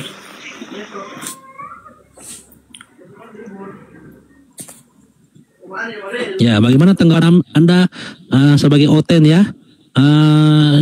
Kalau Yesus itu keluar dari lubang selangkangan, dan anehnya lagi nonotnya itu tidak dipergunakannya, tapi hanya sebagai pajangan. Coba pakai akal pikiran Anda ya. Apakah pantas masih disebut sebagai Tuhan makhluk seperti itu? Ya kalau bagi saya sih saya maklum, karena kan ajaran Islam ini sepaham dengan golongan Farisi di zaman Yesus. Dia bukan Islam, dia bukan Islam. Karena dia bukan Islam. Dia Kristen dia. Jangan ke Islam dulu. Jangan seberang-seberang dulu Bang. Dengar dulu. Aku ini Kristen ini, kita sama-sama Oten ini. Tapi yang membedakan aku dengan Abang, sebentar Bang, aku ini adalah Oten yang sudah tersadarkan Bang. Sedangkan Anda masih menuhankan sosok makhluk yang bernama Yesus sebagai Tuhan, yang keluar dari lubang selangkangan dan bernonot. Seperti itu Bang. Silakan. Oke, sudah. Jadi kamu sebagai orang Kristen sudah masuk dalam pemahaman Gurunda, izin saya balas WA yang pesan sekitar dulu ya. Tapi di sini saya masih di atas. Orang sesat di zaman Yesus menolak sebagai anak Allah, dalam pengertian menyamakan dirinya seperti Allah. Jadi pemahaman kamu seperti Farisi sesat di zaman Yesus, dan pemahaman Farisi sesat ini diikuti oleh Islam. Jadi Islam ini golongan Farisi zaman sekarang gitu. Jadi bagaimana mungkin Tuhan mengutus nabi yang sepaham dengan golongan Farisi? Saya tanggapi. Masuk akal tidak? Saya tanggapi karena kamu nuduh Islam sama dengan Farisi. Matius 12 nomor 38, orang Farisi minta tanda, dan tidak akan diberikan satu tanda apapun kepada orang Farisi selain Anak Manusia bangkit pada hari ketiga. Kok jadinya saya yang kau tuduh sama orang Farisi? Angkatan jahat ini adalah orang Farisi, minta satu tanda dan tidak akan diberikan satu tanda apapun selain tanda Yunus, sebab Anak Manusia bangkit pada hari ketiga. Inilah tanda untuk angkatan jahat. Gak nyambung, Bunda. Anda sabar dulu. Saya tanya sama Anda. Yang menerima kebangkitan pada hari ketiga orang Farisi. Selain orang Farisi yang percaya kebangkitan hari ketiga siapa? Islam atau Kristen? Udah. Islam atau Kristen? Iya, udah. Islam atau Kristen? Jawab. Islam atau Kristen? Islam atau Kristen? Yang menerima tanda kebangkitan pada hari ketiga, Islam atau Kristen? Oke, Jawab. gantian. Kita bicara. Jawab. Oke, diam dulu. Kita sama baca. Iya, jawab, silakan. Ya. Yang saya tanya itu tidak sesuai dengan narasi Anda. Narasi saya mengatakan kenapa ajaran Islam ini sepaham dengan golongan Farisi. Orang Farisi percaya, orang Farisi Yesus sebagai anak Allah. Orang Itu Farisi, narasi saya dengan narasi kamu nggak nyambung di sini. Orang Farisi itu dengar. Islam ini sepaham dengan golongan Farisi di zaman Yesus. Karena pemahaman mereka menolak Mesias sebagai anak Allah. Islam juga mengikuti jejaknya. Jadi narasi saya bagaimana mungkin Muhammad ini dikatakan Nabi kalau pemahamannya sepaham dengan Yahudi di zaman Yesus. Oke, baik. Narasi saya ini seperti ini. Narasi kamu beda, nggak nyambung di sini, bro. Oke, jangan bicara sendiri ya. Jangan mentang-mentang Anda Kristen yang tidak berakal, Anda ngomong sendiri. Dengarkan saya dengar. Jadi saya mengatakan Islam itu narasi, Islam itu adalah Farisi zaman sekarang. Pemahamannya sama. Oke, dengarkan saya. Apa? Menurut Yahudi, anak Elohim, anak Tuhan atau anak Allah itu bukan itu yang dibahas, Gurunda. Bukan itu yang dibahas. Menurut Elohim, anak nggak nyambung. Kalau nggak tertib saya kick ya, Woy. Saya belum bicara kok nggak nyambung. Apa sih orang ini? Masalahnya saya belum ngomong. Apa hubungannya dengan pemahaman orang Farisi yang menolak Yesus sebagai Allah? Sekarang saya ingin menjelaskan. Apa? Orang Elohim ketika mengatakan orang Yahudi ketika panik dia. Ketika mereka beranggapan tentang anak Elohim, itu bukan berarti Elohim. Anak Elohim itu artinya hamba yang taat kepada Elohim. Kadrun, dengar dulu. Di dalam Yohanes 30, Yesus mengatakan bahwa Dia ini aku dan Bapa adalah satu. Di dalam Yohanes 8 nomor 29, Yohanes 8 nomor 29, aku dan Bapa adalah dua. Dengar dulu orang bicara. Di dalam Yohanes itu dikatakan aku dan Bapa dalam satu, sehingga pada waktu itu Yesus mau dilempari dengan batu. Kenapa Yesus di dalam Yohanes 8 nomor 29 Yesus mengatakan aku dan Bapa adalah dua. Gitu loh, dengar dulu. Ketika orang-orang golongan Farisi berkata kepada Yesus, siapakah engkau sehingga engkau menyemahkan dirimu seperti Allah? Jadi orang-orang Farisi di zaman Yesus sudah menolak Yesus ini sebagai Tuhan, dan Islam mengikuti jejaknya. Jadi bagaimana mungkin Tuhan mengutus Nabi yang sepaham dengan Yahudi sesat di masa Yesus? Oke, sekarang saya tanya, hidup kekal itu yang kita bahas, Pak. Hidup kekal menurut Yesus mengenal dirinya sebagai Tuhan. Kok melebar lagi ke hidup kekal? Aneh-aneh kau. Hidup kekal itu menurut Yesus mengenal Yesus sebagai bukan bahas tentang hidup kekal ini, bro. Tentang pemahaman kalian. Lu bisa tertib gak, Nyet? Bisa tertib gak? Kalau enggak gua kick lu. Tidak, masalahnya apa yang dia bahas ini loh. Inilah kalau diskusi sama monyet, ya udah di bawah lu monyet. Yesus berkata, hidup kekal itu adalah mereka mengenal Yesus sebagai utusan Tuhan atau sebagai Tuhan. Sebagai utusan Tuhan. Justru yang sama seperti orang Farisi itu Kristen. Karena tanda-tanda orang Farisi tidak mengenal Yesus itu sebagai utusan Tuhan.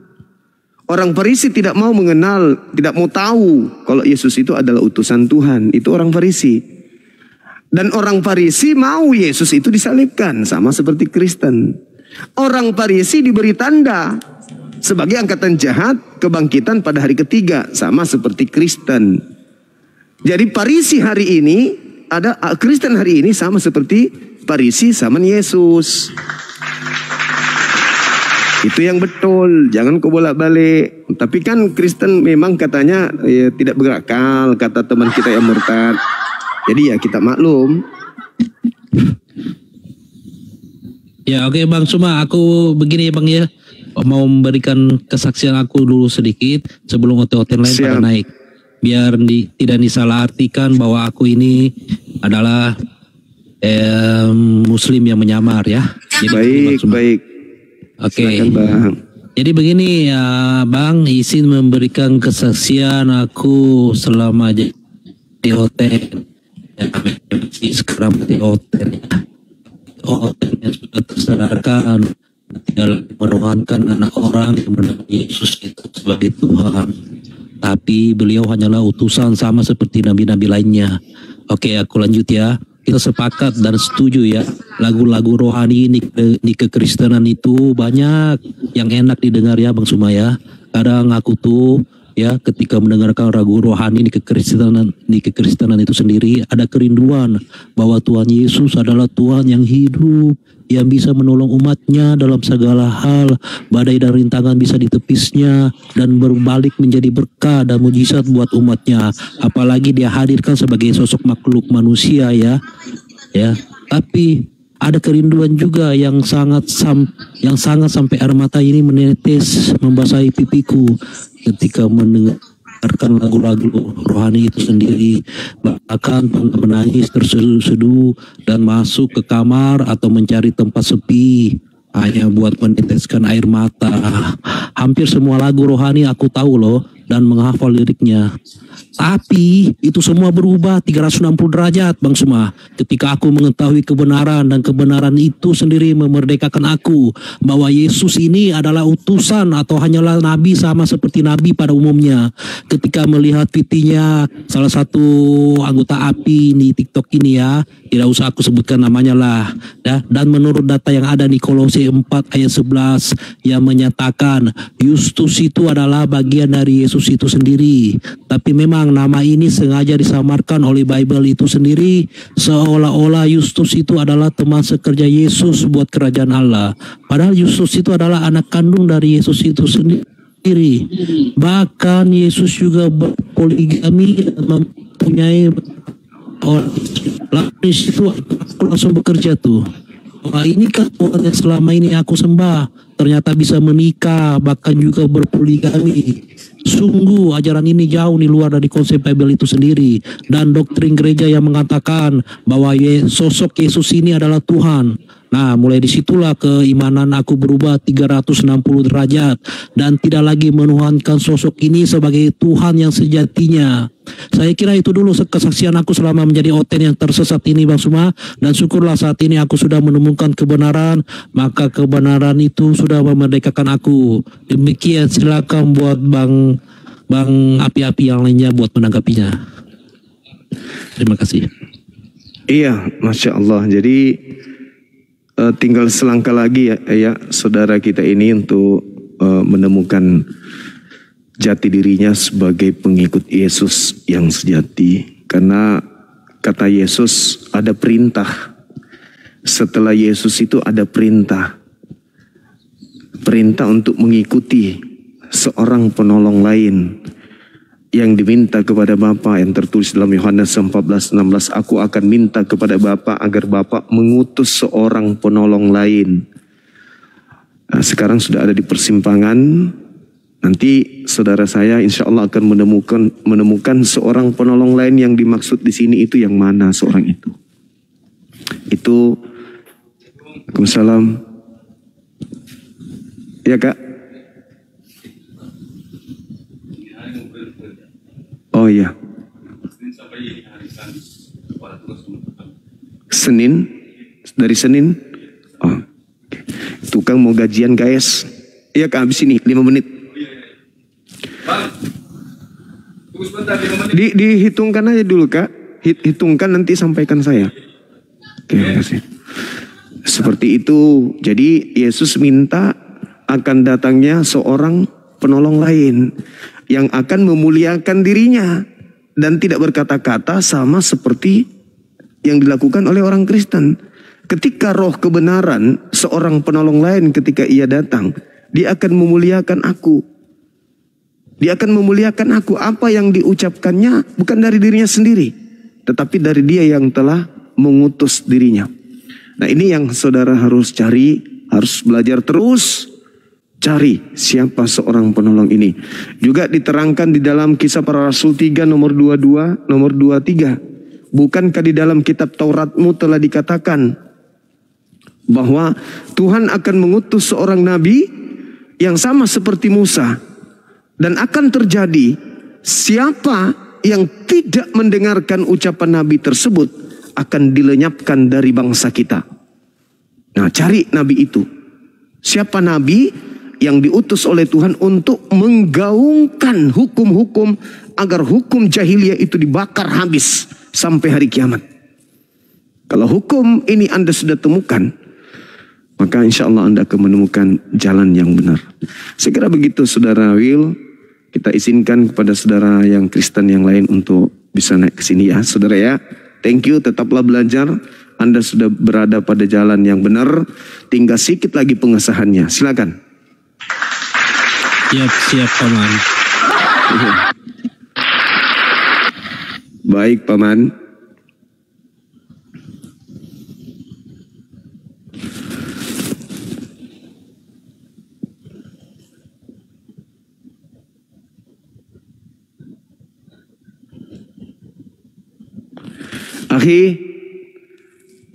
Ahi, monitor. Ahi Sugi.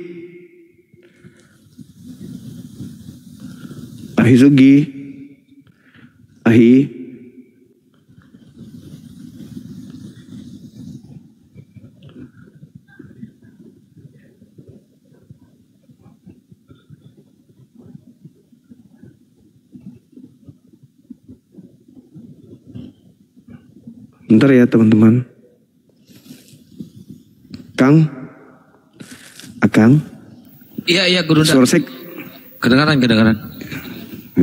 Ya, saya gaji tupai dulu ya. Untuk Aceh belum ada distributor ya Guruna ya? Belum. Oh belum, baik.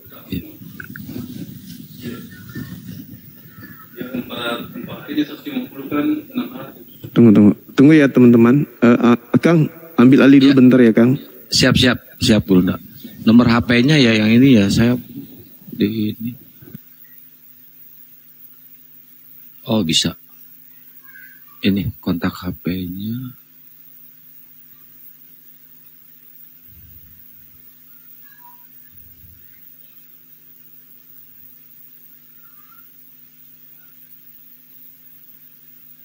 Soalnya nggak kelihatan. Ya buat teman-teman Kristen yang mau diskusi silahkan naik ke atas ya. Mohon maaf barusan saya sambil balas-balas yang pesan skincare. Ayo kita diskusi lagi. Ustaz Sugi udah monitor tad. Ayo Sugi, Pak D udah monitor. Alhamdulillah banyak yang pesan ya, banyak yang beli rupanya ya, Masya Allah. Udah transfer ya Kang, kirim alamat.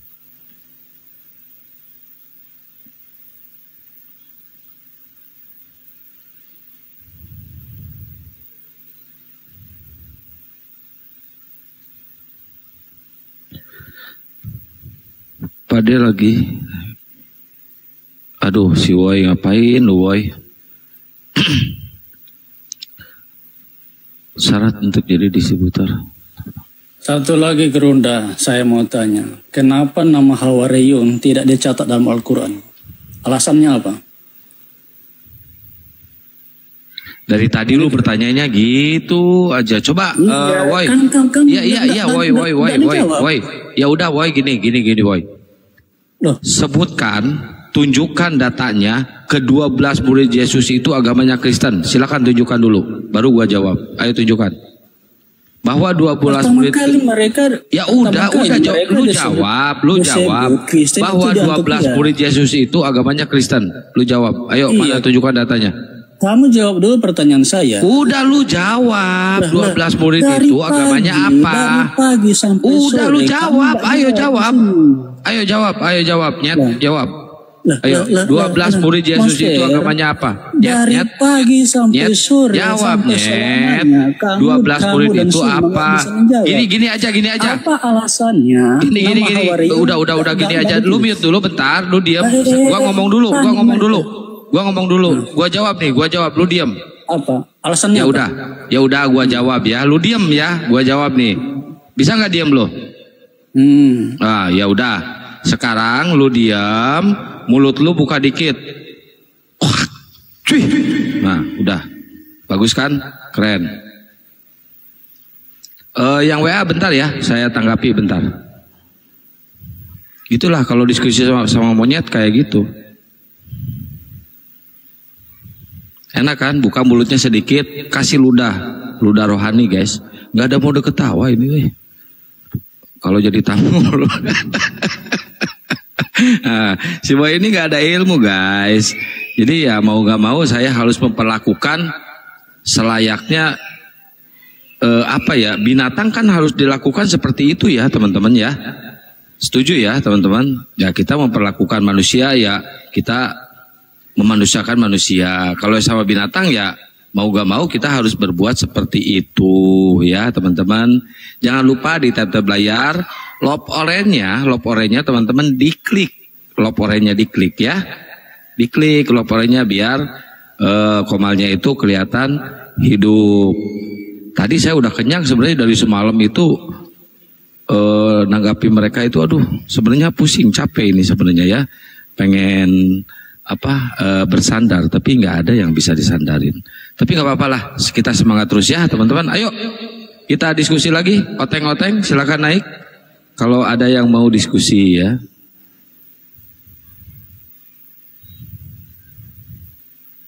Naikkan Oteng host. Nggak ada, kalau ada pasti dinaikkan. Nggak ada.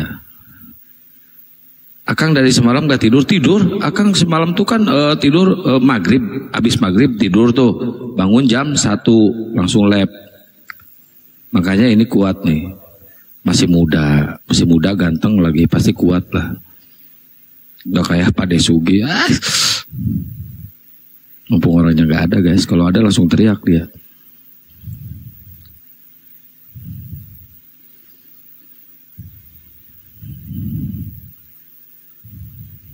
Belum ada Oten yang naik, belum ada. Ntar ya saya naikin Oten kalau ada Oten yang naik. Buat teman-teman yang di YouTube Gurunda Juma, Julkipli Pambas Official, Waalaikumsalam warahmatullahi semuanya. Dan di YouTube Panglima Apologet Islam juga, YouTube Akang, Waalaikumsalam. Bibal Berjalan juga, Waalaikumsalam semuanya ya, keren. Kalian gak ada niat untuk ke YouTube kah? Nonton di YouTube gitu sebentar terus geser gitu ya. Biar bantu dakwah kita juga.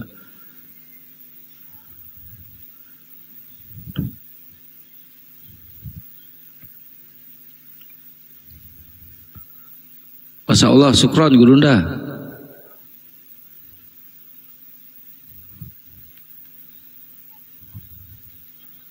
Dikasih gaji sama Gurunda, alhamdulillah.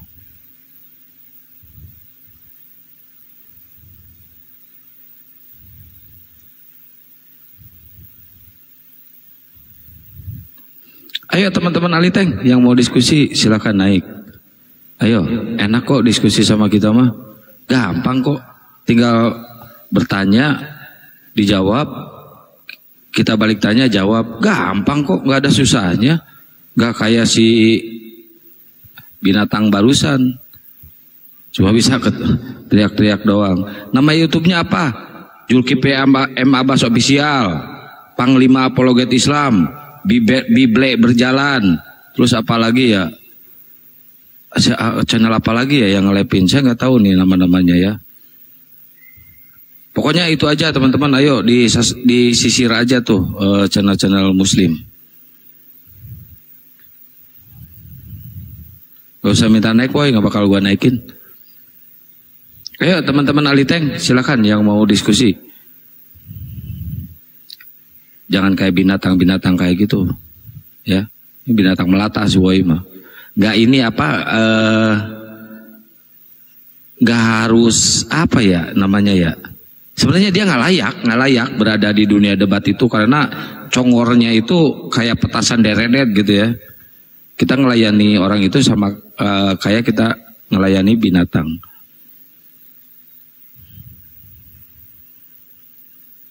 Ayo sekali lagi yang mau pesan skincare silahkan di WA ke nomor Akang ya, 081 21 474 9002. Naikin Bang Handi. Nggak ada Bang Handi di bawah. Nggak ada Bang Handi di bawah. Bang Handi naik dong, gantian dong. Woi Bang Handi naik dong, gantian. Saya sambil ngebalas WA di ini. Siap, udah siap. Jenny ini Kristen nih kayaknya. Bang Handi, naik Bang Handi, gantian dong. Woi, kerja woi. Berapa Kang nomornya? 081 ya, diketik. Sambil saya ketik di bawah. 21 474 9002. Tuh, di bawah tuh, ketik tuh. Ini Yusri, Muslim apa Kristen Yusri? Muslim. Bang Yusri, Muslim. Ya, silakan ada yang mau disampaikan Bang atau mau pesan skincare? Waalaikumsalam warahmatullah. Cuma mau bagi tahu Bang Zuma, teruskan berjuang Bang Zuma. Oh, siap. Allahu Akbar, makasih Bang, makasih. Saya mualaf dari Johor Bahru Malaysia. Nah, Masya hampir Allah. setiap malam saya tengok live kamu. Allahu Akbar. Abang dengar tak tadi yang tadi? Untuk murtad jangan pakai akal, tapi untuk mu'alaf harus wajib pakai akal. Nah, kalau dia murtad wajib hilangkan akal. Satu pertanyaannya, bagaimana Tuhan boleh keluar dari lubang kencingnya manusia? Jangan pakai akal. Jangan pakai akal. Tidak boleh pakai akal. Iya itu. Jangan. Kalau pakai akal nanti jadi gila beneran. Betul. Assalamualaikum Bang Suma. Waalaikumsalam warahmatullahi wabarakatuh. Saya mau nanya kemarin dulu Ustaz Firdaus yang menuntun saya. Syahadat. Iya Bang Suma. Berakal berarti pasti berakal. Betul. Karena setiap hari saya mendengar Bang Suma berdakwah, Masya Allah saya pelajari dari bibir, ternyata betul. Ternyata betul Bang Suma. Saya baru-baru pulang dari Toraja ini. Oh dari Toraja Ki? Iya di Rantepao di Pasar Masya Bolu. Allah. Iya. Kapan Ki syahadat? Ada. Kemarin dulu Ustaz Firdaus yang menuntun saya. Iya. Ustaz Masya Allah. Iya. Berarti betul itu Pak Suma. Ya, selama ini kita Katolik atau Protestan? Mama Katolik, Bapak Protestan. Oh. Iya. Asli Toraja, Le? Iya, Le. Matu malah perasaan selama latama mau salang. Alhamdulillah perasaan enak, pikiran tenang. Ketika kita angkat takbir, melaksanakan sholat, Masya Allah kayak seperti ada Allah di hati kita. Semangat Le, Masya Allah. Iya Le. Teh mona lau liobela akan de bobok solapekan silo si sola bayi. Teh mo Le. Iya Le. Iya teh mo. Tapi memang Bang Suma betul-betul Bang Suma ya saya dukung dakwanya sebagaimanapun para sahabat yang hidup di zaman baginda Muhammad SAW berjuang terus walaupun itu orang Quraisy menyampaikan mati dan hidup adalah tangan Allah Subhanahu wa taala yang Maha tahu. Allahu Akbar, Masya Allah. Subhanallah. Jadi orang murtad itu kata tadi yang kesaksiannya si murtad nggak boleh pakai akal. orang mu'allaf itu wajib pakai akal. Setuju kita? Betul. Setuju? Setuju. Setuju. Masya Allah. Subhanallah. Ya, itulah hebatnya kita umat Islam ini, karena kita diuntungkan. Kada aflahal mu'minun, beruntunglah orang-orang mukmin. Kenapa? Karena orang mukmin itu adalah orang-orang yang menggunakan akal sehatnya. Masya Allah, betul. Masya Allah. Sebelum mati kita beriman kepada Allah Subhanahu Wa Taala. Siap. Hidup kita beriman kepada Allah, mati beriman kepada Allah. Jangan Masya tinggalkan Allah. itu yang utama Allah. itu. Betul. Ya.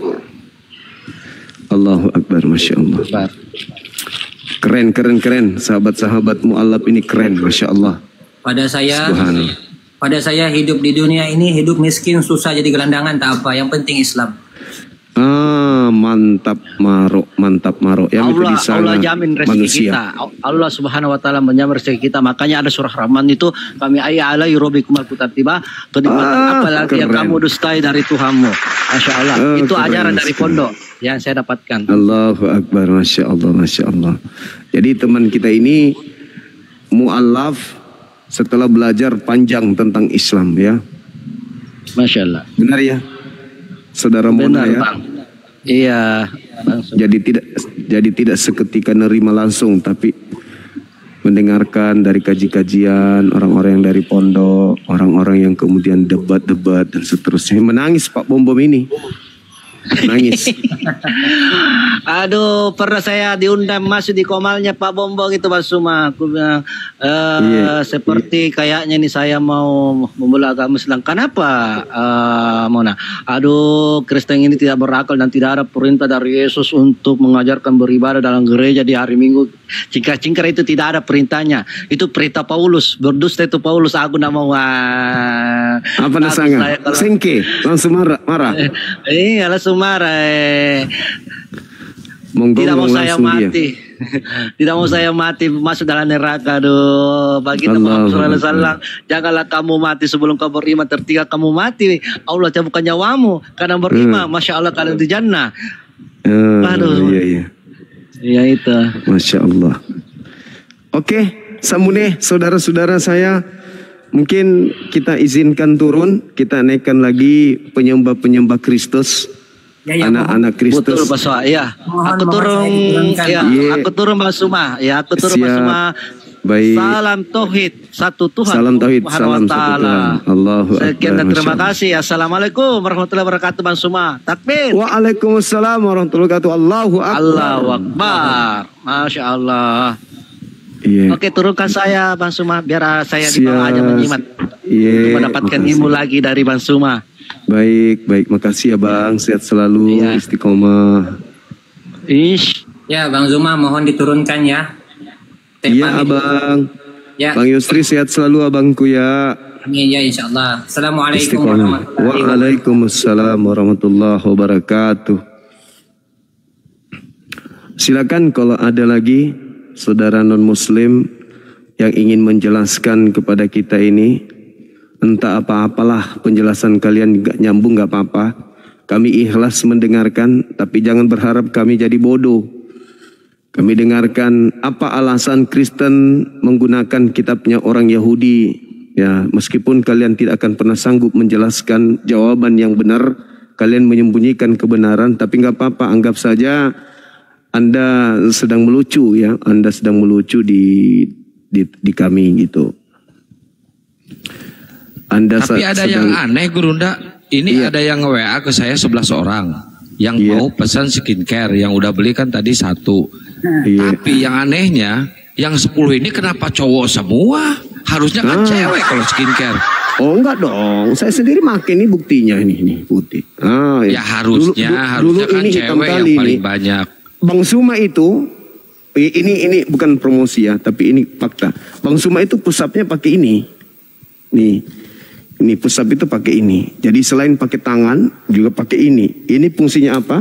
Untuk menusuk seperti tombak yang menusuk lambungnya Yesus. Ini kalau saya pakai MP dalam ilmu Mamoru, itu bisa pindah giginya orang ini. Wow, itu pindah giginya, juga ginjalnya pindah ke tumit. kalau pakai ini. Tapi pakai skincare Bang Suma, ya, putih bersih kan? Putih. Bersih. Itu. Jadi ya untuk membersihkan diri kita, bukan untuk memutihkan tapi membersihkan gitu. Masker. Bersihkan. Itu sikut kalau dibenturin ke giginya si Woy, rontok itu gigi si Woy. Rontok saya jamin. Lepas kepala. Iya sambil promosi dong. Kan skincare usaha kita, bukan usaha orang, usaha kita sendiri kan. Oke. Woi, bagaimana kitabnya Yahudi ada di agamamu? Bagaimana ceritanya? Coba ceritakan kepada saya mau dengar. Silakan. Bang Sumat, kenapa nama Hawariyun nggak dicatat dalam Al-Quran? Alasannya apa? Nggak usah kau urusin itu. Islam dengan Al-Qurannya, Al-Quran diwahyukan untuk umat Islam, untuk kami. Selesai. Yang kita bahas ini loh. Kenapa ada kitabnya Yahudi di agamamu? Itu dulu. Kenapa ada kitabnya Yahudi di agamamu? Ini dulu. Ketinggian deh, ketinggian. Ini dulu. Kenapa ada kitabnya Yahudi di agamamu? Itu dulu, silakan. Oke, kalau saya jawab, maka Suma menjawab pertanyaan tadi saya. Saya ulangi, kenapa nama-nama Hawariyun tidak dicatat dalam Al-Quran? Iya, silakan Anda jawab pertanyaan saya. Kenapa kitabnya agama Yahudi? Pertama, karena Yesus Kristus itu Tuhan saya. Dan dia ini saya tidak tanya itu. Yang saya tanya, kenapa kitabnya Yahudi ada di agamamu? Itu pertanyaan saya. Iya, kok lari ke Yesus? Yesus itu Tuhan saya. Enggak ada hubungannya. Dia itu orang Yahudi. Tidak ada hubungannya Tuhan Anda Yesus. Tak ada hubungannya Tuhan Anda Yesus. Tidak ada hubungannya kitab dengan ketuhanan. Saya tidak sedang bertanya Yesus itu Tuhanmu atau bukan Tuhanmu. Yang saya tanya apa hubungannya? Kenapa bisa kitabnya Yahudi ada di agamamu? Dasarnya itu. Apa? Enggak ada hubungannya. Tidak ada hubungannya antara Anda menuhankan anak orang atau yang Kristus padang gurun dengan kitabnya orang Yahudi ada di agamamu. Enggak ada hubungannya. Jelaskan kenapa kitabnya Yahudi ada di kitabmu. Saya sudah jawab, sekarang kamu jawab. Nggak ada jawabannya, masa kayak gitu jawabannya? Udah, saya sudah jawab. Kenapa kitabnya Yahudi? Kenapa kitabnya Yahudi ada di agamamu? Karena Tuhanku Yesus. Nggak nyambung. Tuhanmu Yesus itu, Tuhanmu Yesus itu tidak menghadiahkan. Tuhanmu Yesus itu tidak menghadiahkan kitab, tidak menghadiahkan kitab kepada. Tuhanmu Yesus itu tidak menghadiahkan kitab kepada Kristen, Katolik, Roma, Vatikan, enggak. Kamu sendiri yang sibuk menuhankan anak orang. Anak orang tidak pernah mengajarkan agar kau tuhankan dia. Enggak ada itu. Yang saya tanya, kenapa kitabnya Yahudi ada di agamamu? Jawab. Jawab. Karena dasarnya Yesus Kristus itu Tuhanku. Itu yang tidak ada hubungannya. Astagfirullahaladzim, ya Allah ya Karim. Sama seperti ini. Dengar. Di mute dulu, atau diturunkan dulu kalau dia tidak mau diam. Sama seperti ketika Anda adalah anak buah dari saya. Saya bosmu. Saya punya mobil. Lantas kemudian suatu hari kau ngambil mobil saya, kau jadikan itu mobil pribadimu. Lalu kau ditanya sama orang, kenapa kamu pakai mobilnya? Kenapa kau ambil mobilnya Bang Suma? Kau anggap itu mobilmu? Jawabanmu karena dia bosku. Oh jadi karena dia bosmu kau bebas mencuri barang-barangnya gitu. Karena kau nganggap saya bos. Padahal saya tidak pernah melantik kau sebagai anggota. Tidak pernah kau itu sebagai staf saya. Tidak pernah kau itu lolos menjadi karyawan saya. Kamu yang mengklaim dirimu sendiri. Kau yang mengatakan saya pimpinanmu. Tapi saya tidak pernah mengatakan kau bawahanku. Tiba-tiba kau ambil mobilku. Lantas kau pamer ke orang-orang. Ini mobilku loh, ini mobilku loh. Padahal itu mobil curian. Lantas kau ditanya, apa hakmu menggunakan mobil ini? Ya karena Bang Suma itu bos saya. Padahal saya tidak kenal kamu. Saya tidak kenal kamu dan kamu bukan staf saya. Tapi kamu mengambil mobil saya, lalu kau jual ke orang-orang dan mengatakan, lihat lo mobilku, ini lo mobilku, mobilnya bosku Bang Suma. Padahal saya tidak kenal kamu, saya tidak pernah perintahkan kau memakai mobilku, saya tidak anggap kamu itu stafku. Tapi kau mengaku kau bodoh-bodohi orang di luar sana. Kau katakan itu mobil bosmu, maka kau punya hak menggunakan. Padahal saya tidak punya staf atas nama kau. Itu apa namanya? Mencuri dan menipu. Maling, Paman. Sudah mengambil barangnya orang, habis itu kau klaim kemana-mana, ini barang gue loh. Itu yang harus kamu jawab. Hah? Kamu datang ke Indonesia ngaku-ngaku ini kitabku loh. Nah apa legalitasnya Anda mengaku itu kitab Anda itu apa? Cuman mengatakan, ya karena Yesus itu orang Yahudi. Yesus. Karena Yesus ini, ya Yesus. Yang saya tanya kamu, apa hubungannya gitu loh. Hubungannya yang kita cari. Hubungan.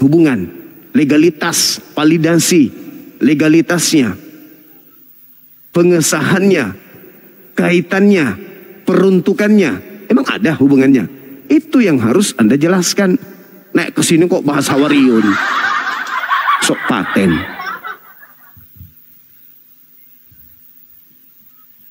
Ya otaknya cuma separuh. Emang gak ada otak ya? Kalau separuh masih ada, otaknya gak ada sebenarnya si Woi ini. Rocos terus. Malas.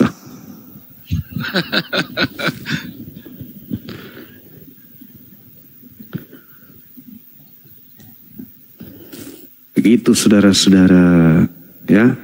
Jadi kita minta mereka klarifikasi, tapi jangan membodohi dong. Oh ini karena Yesus nggak ada kayak gitu-gitu. Bukan kita minta itu, bukan. Umat Islam ditanya, kenapa engkau menggunakan kitabnya orang Arab? Nah, kita buktikan. Oh, ini kitabnya orang Arab, memang diperuntukkan untuk seluruh manusia. Dalilnya di mana? Al-Quran surah An-Nahl ayat 44, Asy-Syura ayat 50, dan banyak lagi. Al-Quran diwahyukan itu untuk seluruh umat manusia. Banyak dalilnya. Makanya seruannya, ya ayuhan nas, ya bani Adam. Itu seruannya. Nah, sedangkan kitabnya orang Yahudi, ya Bani Israel, ya Bani Israel, ya Bani Israel. Kalian bukan Bani Israel. Sampai-sampai ada yang mengaku kami adalah Israel cangkokan. Iya kan? Bahkan ada yang mengatakan kami lebih anjing dari wanita Kanaan, wanita Samaria yang datang kepada Yesus. Kami adalah Israel rohani. Banyak yang kayak gitu-gitu. Mau sampai kapan? Kita minta validasinya. Jangan Anda menjual satu produk yang bukan milik Anda. Harus milik Anda dong. Kau hanya mengklaim terjemahan kitabnya agama orang, tapi ternyata bukan Anda yang punya, kan memilukan dan memalukan. Amit-amit. Amit-amit. Ngaku sok paten, sok cantik, anak Tuhan, orang paling benar. Tapi ternyata kitab yang ditenteng bukan punyanya. Peluka.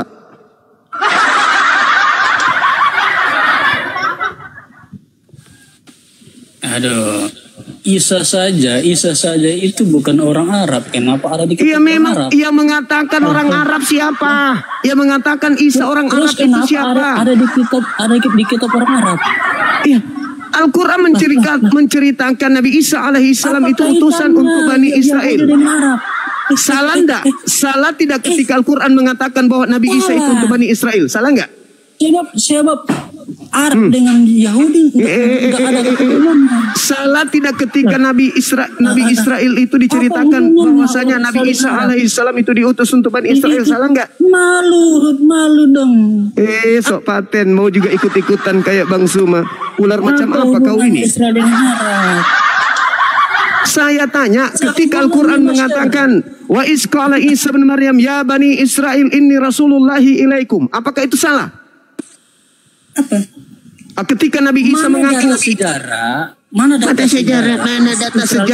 Saya sudah jawab. Ini berbicara mengenai tema. Saya sudah jawab. Nabi Isa mengaku dia diutus untuk Bani Israel. Al-Quran surah As-Saff Dia mengatakan aku diutus untuk Bani Israel. Matius 15:24 aku diutus untuk Bani Israel. Lukas 1 nomor 33 Yesus adalah raja selama-lamanya untuk Bani Yakub. Israel ini berhubungan dengan Arab. Yohanes 17, Yohanes 19 jelas sekali itu untuk Bani Israel.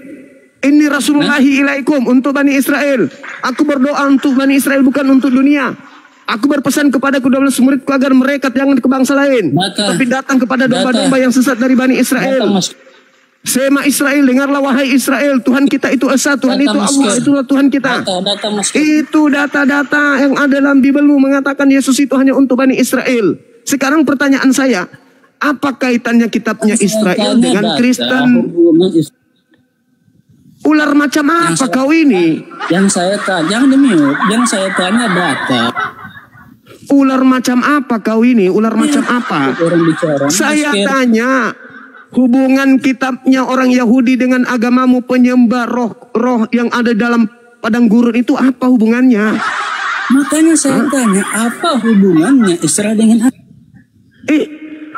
lucu ente, Israel ya Israel, pada mereka diutus beberapa nabi. Terus kenapa Isa ini yang bukan Arab ada namanya di kitab Arab? Kan cuma diterangkan bahwa Nabi Isa itu adalah utusan Tuhan untuk Nabi Israel. Tapi kan kita tidak mengatakan Nabi Isa itu diutus untuk umat Islam. Kami tidak mengklaim bahwa Nabi Isa itu untuk umat Islam. Isa alaihissalam untuk Bani Israel. Sedangkan ente mengklaim bahkan merampok kitabnya orang, katakan itu untuk kalian. Pertanyaan saya, apa hubungannya kitabnya orang Yahudi dan Kristen? Apa hubungannya? Terus apa hubungannya Arab dengan Israel? Sehingga macam apa kau ini? Ular apa kau ini? Ular apa kau ini? Ular apa kau ini? Ular apa? Kitabnya orang Yahudi menjelaskan tentang Bani Edom. Oke, apa hubungannya kalau kayak gitu? Kitabnya orang Yahudi membahas tentang orang Mesir. Israel dengan Arab. Kitabnya orang Yahudi kemudian membahas Arab. Dia kan membahas seperti itu, dan Al-Quran kemudian datang menjelaskan sama pulanya seperti penjelasan tentang Torah kepada bangsa-bangsa yang lain. Tetapi Al-Quran yang diwahyukan oleh Allah kepada Nabi Muhammad itu adalah untuk seluruh umat manusia. Sedangkan kitabnya orang Yahudi itu hanya untuk orang Yahudi. Pertanyaan saya, apa hubungannya kitabnya Yahudi dengan agama Kristen penyembah anak bayi? Kalau kita ada kaitannya, dasarnya apa coba? Nah, terangkan begitu dong. Terangkan kaitannya, silakan. Ya, oke. Seperti yang saya katakan, dasarnya Yesus itu adalah Tuhan saya. Itu yang paling utama. Ular macam apa kau ini? Yang saya tanya, apa dasarnya? Apa dasarnya? Ular macam apa kau ini, kawan? Pertanyaan saya sederhana loh. Pertanyaan saya sederhana. Ketika Anda mengatakan hal seperti itu, kenapa ada Nabi Isa di dalam Al-Quran? Boleh dong saya mengatakan karena itu Nabi saya. Karena itu Nabi saya. Makanya ada di Al-Quran. Tetapi itu bukan yang saya pertanyakan. Bukan oknum, tapi kitab. Yang saya pertanyakan kitab, bukan oknum manusia. Itu kebalik sama kamu. Apa hubungannya Israel dengan Arab? Isa ini hubungannya hubungan antara Israel dengan Arab itu mereka adalah sepupuan. Mereka orang sepupu. Israel adalah anak Yakub, cucu daripada Nabi Yakub, cucu daripada Nabi Isa, ponaan dari Nabi Ismail. Nabi Ismail memperanakan bangsa Arab. Hubungan Israel dengan bangsa Arab adalah sepupuan, mereka saudara. Mereka saudara, mereka anak-anak Abraham. Orang Arab dengan orang Israel, mereka adalah anak-anak Abraham. Paham? Paham. Tapi bukan itu yang sedang kita bahas. Yang kita sedang bahas ini, apa kaitannya, kenapa bisa ada kitabnya Yahudi masuk ke dalam gereja penyembah roh, penyembah makhluk padang gurun. Isa ini berasal dari Ishak, dari Israel. Nah, kenapa? Apa hubungannya Israel ini yang adalah Isa? Ini udah turunin aja, nggak nyambung lagi, nggak nyambung. Mungkin si Woi ini ketagihan dengan ludah saya, Gurunda. Mungkin kita jenis ular apa yang telah melahirkan kau? Udah buang waktu ini. Memang orang Kristen itu wajib bodoh. Orang Kristen itu wajib bodoh. Ya. Bahkan orang pintar yang tadinya Islam begitu masuk ke Kristen pasti bodoh. Pasti bahlul. Orang Kristen itu pasti bodoh, pasti bahlul. Pasti. Kenapa? Kan orang Kristen itu wajib hukumnya mematikan akalnya. Tidak bisa jadi Kristen kalau masih berakal, nggak bisa. Itu diakui tadi oleh saudara Andreas. Untuk menjadi Kristen harus goblok, harus tolol, harus bahlul, lebih bodoh daripada seekor kera. Wajib. Kalau kera kemudian menyembah kepada kera, wajib karena dia tidak berotak. Tapi kalau manusia yang punya otak, punya akal, tidak menggunakan akal dalam beragama, itu lebih monyet daripada monyet. Ini aku bilang, ular apa yang telah melahirkan kalian ini?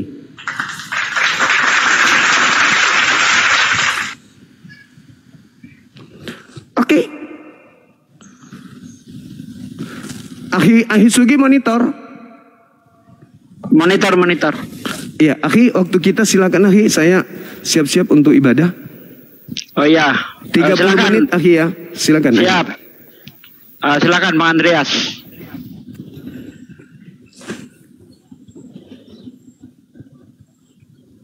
Silakan Bang, apa yang mau dikomentari Bang? Tadi mau komentari yang Bang siapa itu tadi, yang woi-woi yang lu tadi itu, saya mau nanya Bang sebenarnya. Cuman udah turun duluan. Oh, mau nanya sama dia. Yang nanya sama siapa? Sama woi. Oh, si woi itu naik ke sini itu dia kangen, dia itu ketagihan dengan ludah saya, makanya naik terus. Iya. Ya udah Bang, apa yang mau disampaikan lagi Bang sama saya Bang? Sama Bang Bible berjalan juga, saya sudah oke lah, saya bisa menerima bahwasanya penjelasan dari abang-abang sekalian tadi itu ya itu menurut versinya abang ya kan. Tapi tadi Bang Woyo itu mau begitu, saya mau nanya beliaunya sebenarnya seperti apa sih tanggapan orang Kristen yang sebenarnya, meskipun saya sendiri kan abang tahu tadi kan saya murtadin gitu. Maksudnya tanggapan orang Kristen mengenai pola pikir saya yang tidak perlu menggunakan akal untuk mengimani bahwasanya Yesus adalah Tuhan, tanggapannya dia seperti apa? Saya tadi mau nanya itu sebenarnya. Ya memang gitu Bang, orang-orang Kristen tuh seperti itu. Untuk bisa jadi Kristen yang kafah, yang totalitas, ya jangan menggunakan akal. Karena kalau menggunakan akal nggak akan betah di Kristen Bang. Makanya orang-orang yang kritis, yang mau menggunakan akalnya, dia banyak yang mualaf. Sementara orang-orang yang tidak mau menggunakan akalnya, yang di Islam, dia jadi Kristen. Itu bedanya Bang. Karena di Islam itu nggak layak orang yang nggak mau menggunakan akalnya, nggak layak. Karena Allah itu memuliakan kita itu berdasarkan akal. Perbedaan manusia dan hewan, ya itu akal saja Bang. Walaqad karramna bani Adam. Kemudian Allah memuliakan kita itu karena kita diberi akal. Kalau manusia tidak menggunakan akalnya, apa bedanya dengan hewan? Gitu loh Bang. Makanya dalam Al-Quran tuh banyak sekali kita itu dituntut untuk menggunakan akal kita. Apalagi tawakilun, apa kamu nggak menggunakan akalmu? Apalagi tafakarun, apa kamu nggak berpikir? Nah, kita disuruh berpikir, disuruh menggunakan akal. Jadi antara akal dan iman harus seiring sejalan. Akal tanpa iman itu pincang. Iman tanpa akal buta, jadi bodoh. Makanya orang-orang Kristen di abad-abad pertengahan, mereka tuh mengalami zaman kebodohan. Ya, ini sejarah, bukan menghujat. Salah satu contoh, ya, yang menjadi korban kebodohan Kristen namanya Galileo. Itu dihukum oleh gereja gara-gara apa? Gara-gara ilmu pengetahuan. Menurut Bible, pusat tata surya itu adalah bumi. Menurut Galileo, pusat tata surya adalah matahari. Nah, yang benar yang mana? Galileo memang pusat tata surya itu matahari. Begitu Pade, juga yang diterangkan dalam Al-Quran. Kayaknya pecah, suara Pade kayaknya pecah itu. Iya, ini nggak pakai soundcard saya. Oh, iya. Ya, itu Bang. Jadi manusia itu harus menggunakan akalnya. Mengapa Al-Quran mengatakan orang kafir itu lebih rendah daripada makhluk? Innalladzina kafaru min ahlil kitabi wal musyrikina fi naril jahannam khalidina fiha ulaika hum syarrul bariyah. Orang-orang kafir itu lebih rendah daripada serendah-rendahnya makhluk. Kenapa? Kalau hewan itu tidak menggunakan akalnya karena memang dia tidak berakal. Tetapi ketika manusia diberi akal tidak mau menggunakan akalnya, itulah yang namanya serendah-rendahnya makhluk. Begitu, Bang. Bunda Nora, tolong dong Bunda Nora WA ke Gurunda jadiin moderator. Saya biar turun dulu gantian. Ada yang mau saya telepon buat distributor. Ya. Kalau udah kasih tahu saya. Nah ini contohnya Kak Nora ini, orang yang menggunakan akalnya, makanya dia hengkang dari Kristen. Hanya orang-orang yang tidak mau menggunakan akalnya yang betah di Kristen.